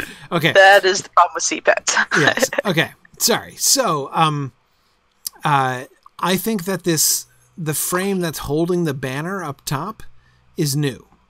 Yeah, I agree. It looks exactly like the new metal we saw and the new totem we saw. Exactly. And it looks and it's different from the old stone and metal. So this is an old Angmarim construction, but they've erected this new thing just to display this banner, which is displayed really prominently, and it's huge. Okay. They definitely got that out of mothballs. Yeah, well, it's all raggedy. So what is it? I can't see it. Is it an iron? Well, it's like definitely some sort of crown looking, but it looks like a crown. What, was there an archway beneath it? Yeah, it looks like a archway. It does look very much like the sort of arabesque archway we've seen. I can't remember. I remember before, but I can't remember ever seeing this banner anywhere. Me neither. And I feel like we should see it. It's really interesting. Maybe we're going to see it inside Card Doom. Maybe. Is this an old Karn Doom banner? In which case it's in pretty poor shape. Now, we know that Orc and Goblin banners are often in very poor shape, right? When they display them. They're often ragged. That's not surprising. But this looks really like good and fallen into disrepair. Though you almost feel like it's supposed to go the whole length. Exactly. As well, yes, and you this do. is all that's left of it. You do. Which leads me to suspect that this is not their banner, but that this is a captured banner. Like, it's supposed to be ragged because it's been taken from the enemy in battle, right? Or something like that. Yeah, maybe. Well, or just taken out of some forgotten. It implies that the new flag stand is based off of one that might have possibly been there before, and they've rebuilt it. Maybe. And they found what was left of the flag and put it up. Maybe, yeah. So, I mean, because that does look like a crown, but it, of course, doesn't look like the Iron Crown. And it's, you know, it's gold. We've never seen the Iron Crown of Angmar golden, and it's not proportioned like that either. And the archway looks familiar, but I can't put in place to that style of arabesque archway. Yeah, so I don't know. Not really sure where I've seen that. I know I have, but I've been lots of places in Middle-earth now, so my memory's failing on me on that one. And I can't remember this arch. So anyway, if anybody knows where we can see either another version of this same raggedy version of this standard up closer, or where we could find a better version of it, like an untorn version of this, I would love to learn that. I would love to know where we could see that, because I don't know where to find to it. give us a screen grab or give us the coordinates or something like that, and we'll try to make a trip out. Yeah. On a different server. Exactly. Okay.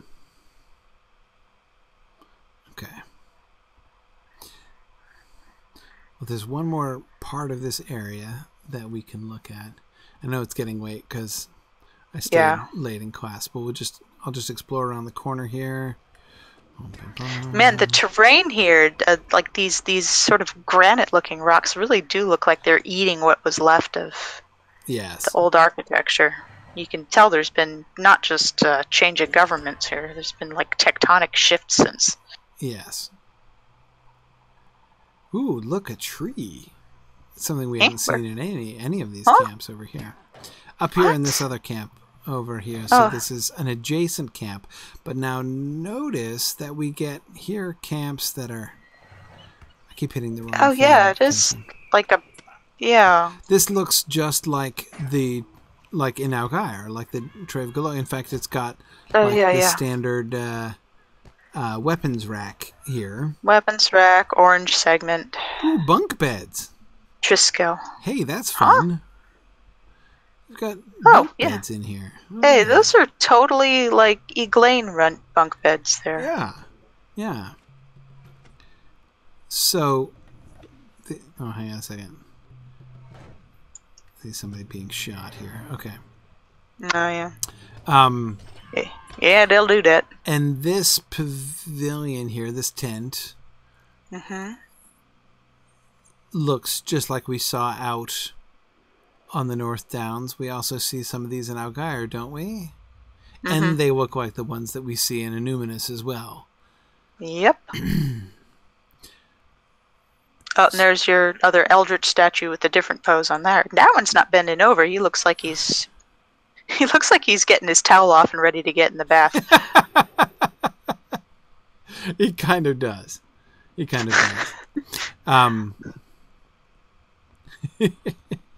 Sorry.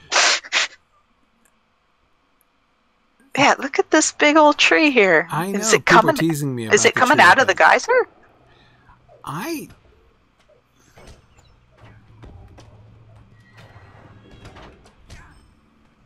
don't know. I'm trying to go around the base of it here. It looks like...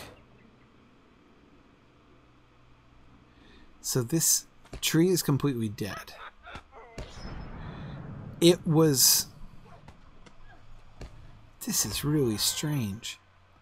It's devoured by the geyser? Or That's not how they work. like it, yeah, because its root system starts down here. It's almost like the ground has fallen, but this looks as the same feature as the poison pools down there, though. like one of the fumarole things from down. Yeah, it's like a weird flower vase. Huh. And maybe we are supposed to understand that this is some kind of, what's the word that I'm looking for? Building up over time. Accretion, like some kind of accretion of mineral deposits? Yeah. Like a tree engulfing stalagmite, but where from and how, I have no idea. Maybe it's a petrified tree. Yeah, well, the tree is dead. It's encased in stone. Yeah. I don't even want to... I don't know. That's like I'm racking my brain for anything, I don't know of symbiotic geological and botanical hybrids at all. Right. So I think we're just supposed to use our imagination and assume this is just some really cursed tree. But that's the interesting thing. The thing that's interesting to me is that it's here. Like, yeah, this was a great tree. Like, this was an enormous tree, and it's been kept. Like, here it is, dead and preserved, even partially fossilized, right? Based on its, based on the, on the bottom of it, and it's been preserved. Like the goblins from the next camp over haven't cut it down and used it to feed their disproportionately large fire, right? Like no one's burned it or used it for construction. Why not? They're afraid of it. Are they afraid of it? Maybe. Does it mean something? Is it turning to stone and they can't cut it down? Is it too big?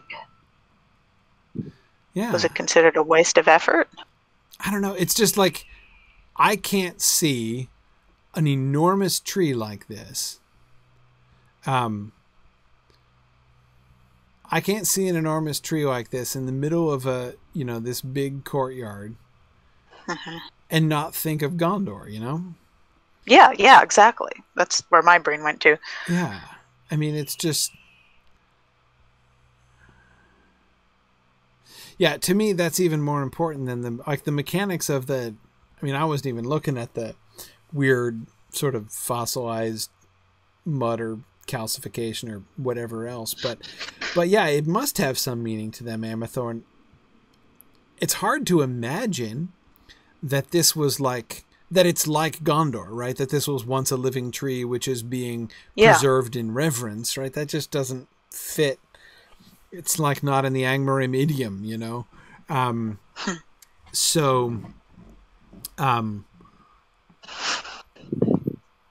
What then? Would it be more in their idiom would be, this was once a great tree that, was... this was once a great tree that was like, good and famous and excellent, and has been conquered and destroyed and kept as a trophy, after it was dead. That's kind of more, would seem to be more in the Angmarim idiom, but what then could it be? Which raises the question, the broader question, what was this place anyhow? Angmar. Yeah. I mean, like before Carn-Dûm was built. You think the some point the people were this was like a prosperous kind of, if it's the illusion of this is going to be the peaceful country and we're going to protect everybody, and because you wonder, right? I mean, there was a lot of dead trees and stuff out there in the Fossack Lorad. I mean, it looked like it would have once been a lush and green, hill country over there. So clearly the land was not always like this. What we're seeing here is a desolation that has been created by, the presence of evil for a long period of time. And this tree would seem to be a kind of symbol of that. Maybe it's clinging on to life, like just by like a bare thread or something like that. Maybe no matter what has happened, it's not going down. Maybe it's still alive. In which case, you think they would totally kill it. I don't know. But ant wife. No, I'm not doing that. Could it be an ant wife? Yeah. No. Definitely not an ant wife. Sorry, I was playing the silly card there on that one. Yeah. Well, no, that was suggested knowing what I know about the developers in the Twitch chat too. Yeah. Yeah. Noxykey was saying, is it a captive? I mean, it almost looks like it's imprisoned, right? I mean, it's like a tree in leg irons here, Mm-hmm. Yeah. Like maybe the dark sorcerers called up a blight on it or something. Right.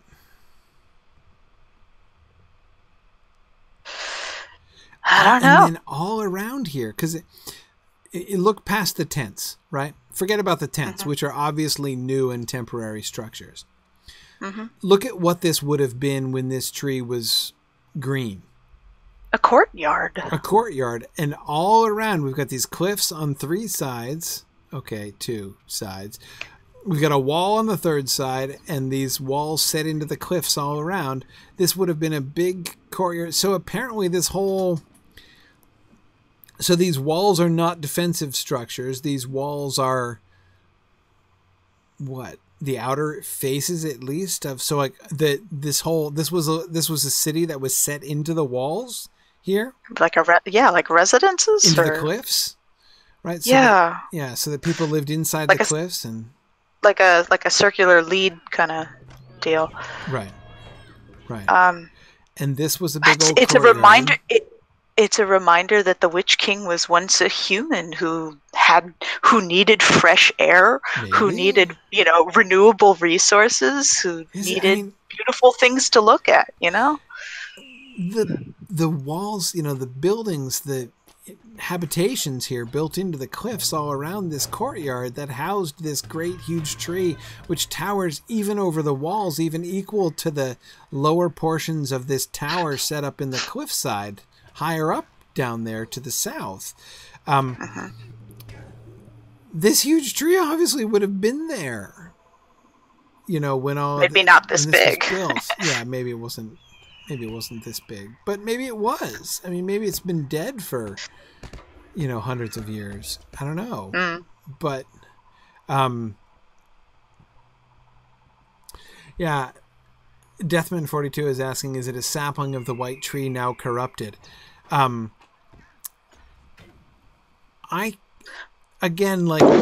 This seems like a deliberate echo. It does. It does feel like just some sort of lost seed that found its way into a kingdom of man it was not entitled to be in. Yeah. Or was not entitled to have it, I should say.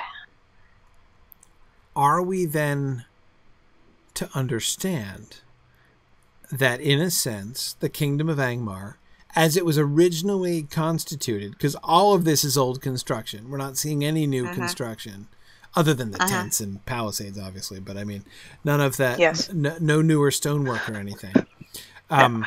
So all of the construction that we're able to see here is from the old Angmar before the first downfall of Angmar. So hundreds of years before, under the Witch King himself. So that the Witch King was establishing this, that it's, are we to understand that it's actually kind of a memory of Gondor, or a parody of Gondor, or a deliberate echo?